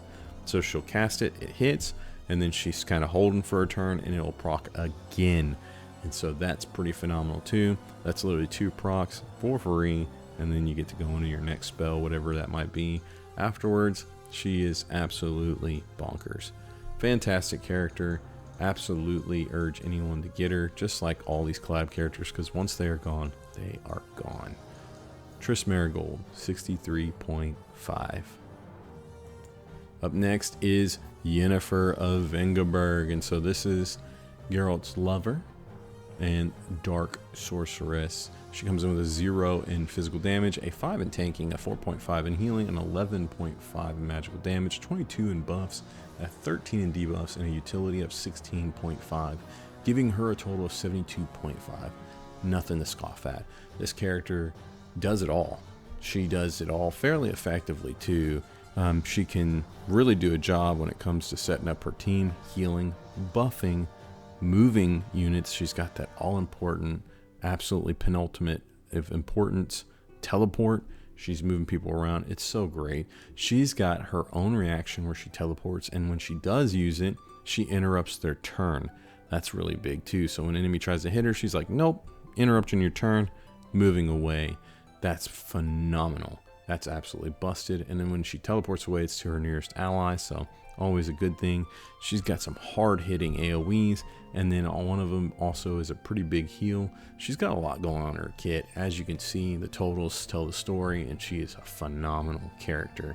Once again, a collab character, so if you're weird and picking your nose and watching this right now and you don't have her, go get her. Do everything you can, sell that leg you've been hanging on to, get her if you can. She's absolutely busted. Lover, Yennefer, 72.5. Now for the time that everybody's been waiting for, let's talk about the tier list and where everybody falls. First, we're starting with utility. And so as you can see, coming in at tier 0, holding down the throne yet again is Flavia. Flavia is the #1 in utility ranking, followed by SP Samantha, Serende, I believe they're tied at 20. And then you got Team Meteor, Lutfi, Triss, Yennefer, OG Inanna, SP Inanna, Geralt, Luvada, and Rico, making all of our tier 0 utility characters, as in these characters are able to manipulate the field, create tiles, move units, knock back, all of these things. Make sure you go check them all out individually. Their kits are phenomenal, bonkers, crazy good, really, really awesome stuff. Coming in at tier 0.5 is Flavia, Simona, Afra, Ayishah. We have, after that, our boy Camelot, Miguel, Acambe, Beryl, Estra, Marcel, and then Siri and Coco. I always get a little tongue-tied, my head starts to spin when I start saying all these names. Then we got Homa in tier 1, No Will, Tear, Gloria, Layla. We got our girl Kaya after that, Nydia, Dantalion, and Senshi rounding out tier 1. Tier 2 has Caris, Pamina, Safiyyah, or OG Safiyyah, she should be called, Cole, Edda, Momo, Auguste, Leonide, Nergal, and then SP Safiyyah and Shaq Lulu. Tier 3 has Agata, Alexei, Credenza, Lily Will, OG Rawiyah, Tristan, and Samantha. Tier 4 has Garcia, Iggy, Mitha, SP Rawiyah, Xavier, Nergal, or I'm sorry, that's Nungal. And then we have our boy Faycal down there and Magnus. And then rounding out tier 5 is the Goose Goat, Guzman, Hasna, Kvare, and Tidon. So these are the best to worst utility characters in the game according to our metrics. Now let's take a look at debuffs. So king of the hill when it comes to debuffs yet again is Kvare, holding the throne down. Followed by him is SP Samantha. SP Samantha has come in with a bang. Number 2 on 2 different tier lists. Absolutely phenomenal character. Lutfi in tier 0 on 2 different characters. Following up, Luvada, same. Geralt. We've got Kaya making tier 0 on debuffs. Triss, Camelot, Momo, Simona, Estra, Homa, and Yennefer. That is our tier 0 characters coming in with a huge bang, doing a great job. Absolutely love it. At tier 0.5, we have Nydia all by her lonesome yet again. Tier 1, we have Agata, or Agata if you prefer it. We've got Rico, we got Shaq Lulu, Afra, Hasna, Miguel, and No Will. Tier 2 is Alexei, Siri, Serende, Nergal, SP, Rawiyah, OG, Safiyyah, Acambe, Edda, and Layla. Tier 3 is Lily Will, Magnus, Marcel, Xavier, Dantalion, Guzman, Tidon, Ayishah, Caris, Flavia, Coco, Faycal, and Auguste, Pamina, and Tear, rounding out that tier 3. Tier 4 is Garcia, Iggy, Tristan, Beryl, Credenza, OG Rawiyah, SP, Safiyyah, Samantha, and Senshi.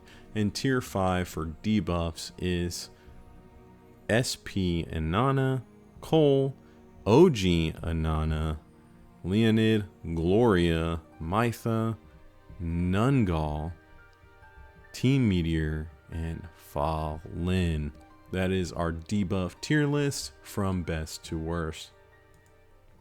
Up next is our buffs tier list. And so queen of the buffs, as in she does the most buffing, is Siri.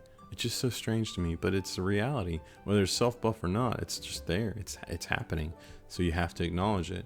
Siri's coming in top of the list with the buffs. Yennefer right behind her.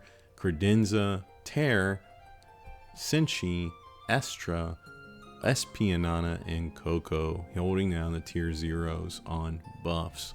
Tier 0.5 is Rico, Camelot, Nungal, Tristan, and Triss. A lot of these are self buffs, not just buffing others, but yeah, still really powerful, great buffs happening all the same. And then tier 1 is Acambe, Fallen, SP, Rawiyah, Ayishah, Beryl, OG Safiyyah, Flavia, and Geralt. This is the lowest we're seeing Geralt, right? Is that, yeah? I don't know. Regardless, tier 2 is Faycal, Homa, Auguste, Samantha, OG Samantha I should say, Team Meteor, Xavier, OG Inanna, OG Rawiyah, Cole, and Lily Will. Tier 3 is Gloria, Hasna, Luvada, Afra, Nydia, Edda, Kvare, Lutfi, Garcia, Iggy, and Guzman.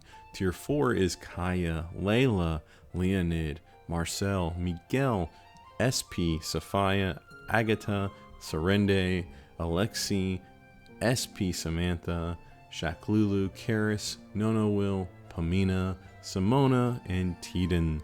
And then tier 5 is Dantalion, Magnus, Mitha, Momo, and Nergal. That is our characters from best to worst on buffs. Up next is the magic damage tier list. And so this is Nydia, number 1 in the game for magical damage, holding it down yet again, followed by SP Samantha, number 2 on 3 different tier lists, and tier 0 on 3 different tier lists. SP Samantha is no joke, y'all. Tier 0.5 is Afra, Tristan, Geralt, Yennefer, Acambe, Kvare, and Triss. Tier 1 is Caris, SP Safiyyah, and Marcel. Tier 2 is Luvada, Momo, Ayishah, Beryl, Nungal, and Simona.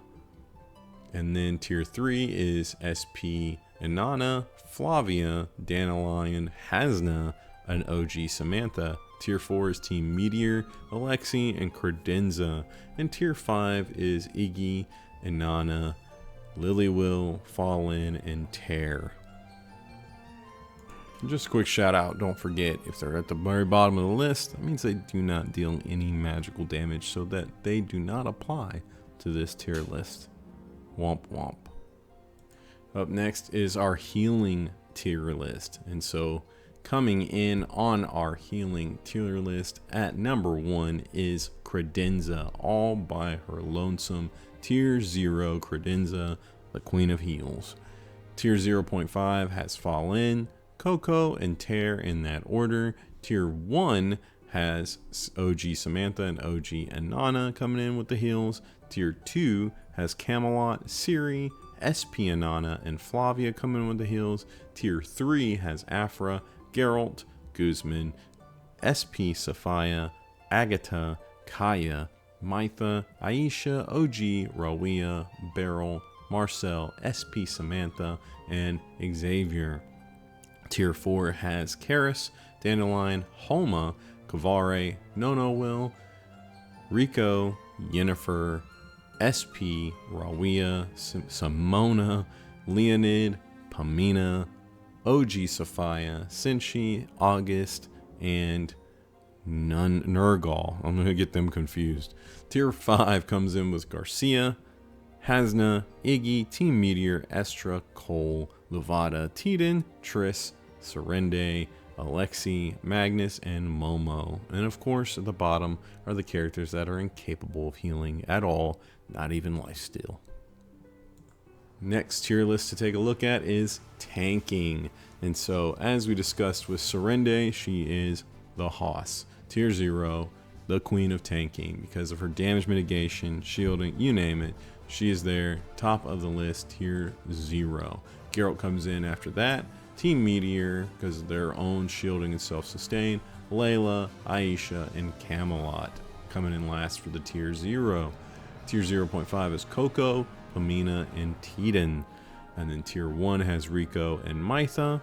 And then tier 2 has Credenza, Nergal, Fallen, Shaklulu, Nydia, Senshi, Simona, OG, Safiyyah, Triss, Tristan, Alexei, Estra, and SP Rawiyah, rounding out with Nono Will.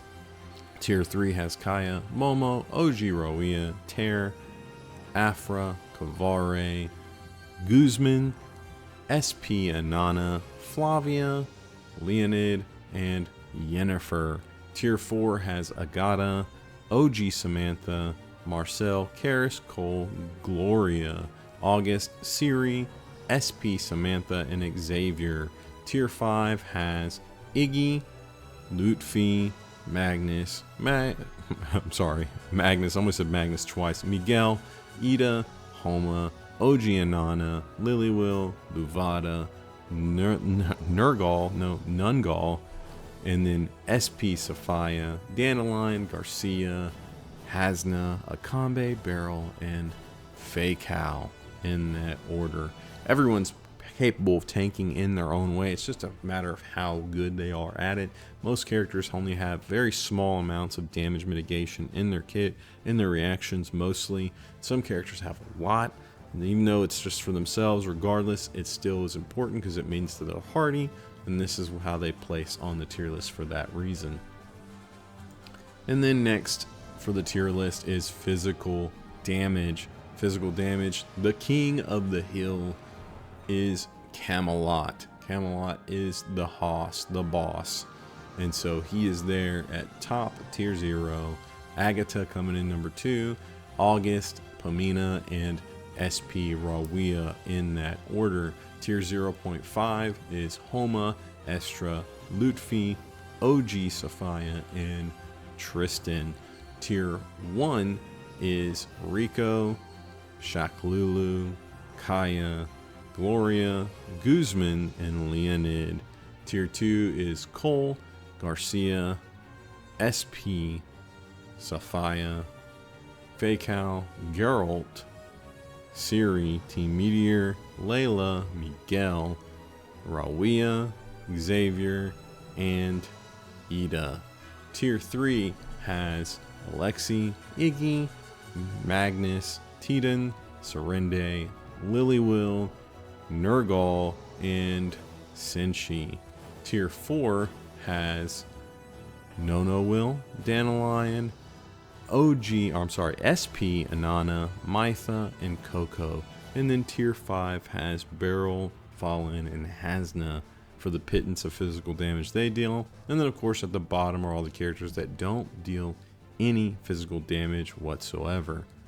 This list can be a little confusing and skewed. Some people will look at it and go, no way, Geralt and Ciri tier 2 just doesn't make sense. I hear you.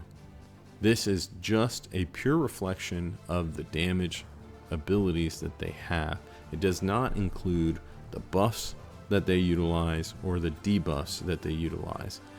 That's the beautiful thing about a tactics game, is depending on what characters you use, you can create some insane synergies in situations where you can debuff your enemies and buff your allies to do amazing things. And some characters can even buff themselves and debuff enemies themselves to do decent damage. That's not what this is taking account of so much as just the outright physical damage they're capable of doing on their own. If you see a character has really high buffs and really high damage, a great example of that is, like, Ciri. Ciri's a great example of that, but Camelot too, of course. These characters hype themselves up, do tons of damage based on their buffs and what they're doing. In Ciri's situation, she actually does a ton of debuffs, and so she's doing tons of debuffs to enemies, and it really helps her damage out in a big way, and she gets crit damage based on that. And then like Geralt, he does a ton of damage, but he also does a ton of debuffing and so on, and buffing himself primarily. So there's a lot going on there to unpack. It's never just that straightforward. Regardless, that is what this is supposed to be a reflection of. I think this is probably the most controversial part of the tier list, and I'm not disagreeing with you on that. I'd like to see how we can find a way to incorporate physical damage and buffs/debuffs better, where they come up with some better metrics. But regardless, this is a pretty semi-accurate reflection. And here you have it, the final tier list, the penultimate, the overall tier list, where every stat is crunched into an overall value. And coming in, king of sort of Convallaria is Geralt of Rivia from the Witcher 3 collab, followed by Camelot, Yennefer, Serende, OG Samantha, Ciri, Triss, Estra, Rico, Team Meteor, Flavia, SP, Inanna, and Lutfi. These are all characters that you can feel very confident in going for, spending, digging in those pockets, whatever it might be. These characters are phenomenal and should be sought after and likely last for quite a while in the game. I know Flavia and Team Meteor and Rico are a little more niche in their use in most people's minds. These characters are so powerful. If you grab them and you utilize them, you won't be upset or sad about it. Especially if you enjoy playing with different playstyles and not in playing off meta, these characters are going to do a fantastic job. I know meta is, where somebody finds a way to break the game the best, to get the best numbers, and everybody just wants to shoot it, and it's often a straight line. For me, that's not the most fun, but certain characters come along that just make it completely irrefutable. SP Samantha was that. Camelot was a bit of that. And then now Geralt is that 110%. Serende was a highly controversial character when she dropped. They were saying she wasn't great in the Chinese side, and then they turned around and said she was great. And she drops in global. We're all saying she's great, but some people struggle to use her. Yeah, really interesting stuff. These characters all in tier 0 are phenomenal in their own way. So yeah, they have uses, and they're the best at it more often than not in those uses. Tier 0.5 is Credenza, Ayishah, Coco, Tear, and Kvare. So as we had discussed at the very beginning of the video, the scale has changed, and some characters have now dropped that were tier 0 before, and so that deserves some acknowledgement because these characters are probably going to keep dropping. You're going to see them descend and fall further and further into the list. And so, does that mean that they're cooked? They're not good anymore? No. The one thing I really like about sort of Convallaria is even the worst characters have utility and use. They just become more and more niche over time. They have brought in these rank 13 skills. That is not a part of our metric and factors in all of this because not everybody has access to it. But that's something that I honestly would like to try to incorporate and bring in. It just takes a ton of work to crunch the numbers, get everything going, and I haven't done that. I will in the future though, for sure. I can't wait to see how lopsided that skill turns then at that point, because some characters absolutely have rank 13 when others that are old don't. Like Geralt has it. That's crazy that Geralt has a rank 13, you know what I'm saying? That's absolutely bonkers. When you have older characters that still don't, that absolutely need them. But, I digress. Moving on to tier 1, you've got Afra, Kaya, Tristan, Nydia, Homa, Luvada, Simona, and OG Safiyyah. Simona holding on. I think as the most slept on character in the game. She is absolutely bonkers. Pretty much at launch we got her, and she has been doing a job since. Her utility is through the roof, and she still does a great thing for you in and around your team. Fantastic character, can't say enough good about. Tier 2 is Senshi, Fall In, Agata, Layla, SP, Rawiyah, and Pamina. These are your mid characters right there on the line. They can be great, but they also can be a little niche. It all just depends. I love these characters in their own ways for various reasons. Really solid stuff.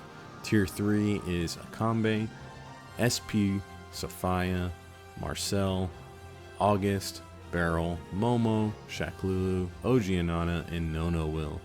A lot of these characters I love. SP Safiyyah, her heals and the fact she can heal from anywhere on the field regardless, absolutely insane. I hate to see her in an overall rating in the same place as like Acambe, because I think that she is far better as a whole than Acambe. I know there's people who are going to disagree with me, but that's just more of an example of just reflecting what's in their kit and not my opinion. These are pure reflections of the stat values and the points allotted to what they can do out of their kit. And so it's really interesting to see some of these characters that are really, really good still fall kind of low. It's just because they have very specific niche mechanics. And so when those mechanics get replaced, you'll see those characters very quickly fall to the wayside. I think OG Inanna is a great example of that, because SP Inanna came along, and then, not to say nobody uses her anymore, that's not the case, but she certainly is far less talked about. You now have someone else that has an act again and gives themselves an act again too on top of it. Coming in at tier 4 is Alexei, Miguel, OG Rawiyah, OG Samantha, Caris, Guzman, Xavier, and Nergal. And so these are characters that are in tier 4 rating, and so this means they're right there above the bottom. It doesn't necessarily mean they're bad or anything like that. They certainly have their niche uses, Caris still does a great job, big AoE and some really fun stuff. Guzman, I love his, his rank 13, which we shouldn't talk about, but it's an AoE taunt. Absolutely love it, but he's got a revive mechanic. Miguel is my favorite character in the game. And then he's got a way to set everything ablaze, does fairly decent damage, has great utility in his knockback. I can't say enough. These characters are absolutely useful still. Rock them if you want them. Down here at tier 5, you have Dantalion, Gloria, Leonide, Cole, Edda, Lilywil, Titan, Hasna, Mytha, Iggy, Nungal, Garcia, Faycal, and Magnus. These characters have some of the lowest ratings in the game at this point, but they still are absolutely useful in their own ways. I absolutely love how Hasna is a sniper. She hits at incredible ranges and distances and does a fantastic job still, hitting really hard. And then she's got something unique where she's creating opportunity for your teammates to do more damage with the bonus to their crit, and then the damage being boosted off that defense down that her hidden fragrance gives, and so on. It's got some really interesting stuff. I absolutely love it. And then the same thing with like Garcia, she ramps up over time, still as a Hoss, still does really big damage. Magnus, AoE, debuff, absolutely love that, can't get enough of it. Edda, great in the liquor tiles, in the objects, and then of course the assisting attacks. Dantalion has one of the best auras in the game for your Irene units. Absolutely love him. Him and Faycal together are like a dream team. I love the amount of damage we can get with Faycal off of Dantalion. And then Gloria. Who doesn't love Gloria? This is a character that, in my opinion, needs an SP version more than any other character. Dantalion would be great too, but Gloria, give us SP Gloria already. And yeah, she's absolutely bonkers. She's got to create an item, double aura, fantastic stuff. She gives energy, movement. She's phenomenal. But her skills and what's in her kit are no longer as impactful and as wild as they were at launch. She was a character that you absolutely had to have at launch. Now, you don't have to have her. They put Gloria on a solo banner. People are going to go, pass. I'm serious. And there's going to be some people that go, you should get her if XYZ, but she's no longer the character that you just absolutely have to have. With that said, that's power creep in a nutshell, and that's how it works. It hurts my heart to see some of these characters down here, but that's the way the cookie crumbles. So yeah, make sure you tell me all about it. Get down in those comments and tell me what you think. Did you like this tier list? Do you like where things are moving? Do you agree with the assessments? Do you disagree? I don't mind anyone disagreeing. Just please be respectful. It takes a lot of time and energy to do this. I'm not boasting that it's 100% accurate. It's the best thing out there. It's just another take and another perspective. I do personally feel it's somewhat accurate, but I don't think it's gospel. So please criticize it as much as you want. Just be respectful in doing so, and hopefully we can build something that's a little more closer to accurate or to meet your needs. With that said, huge shout out and thank you to my soldiers. You guys and gals are the ones that allow me to create these fantastic videos like this one and allow me to have the time to do it, the resources, you name it. Your support in this channel is absolutely essential and phenomenal, and if you're considering it, please do so, because you make a big difference on what I'm capable of doing content-wise. So make sure you check out the links down below where my Patreon can be found, our Discord can be found as well, where we talk all things sort of Convallaria. And yeah, hit that like and subscribe button while you're down there. It really helps me out. Until next time, guys, I will catch y'all later. Bye.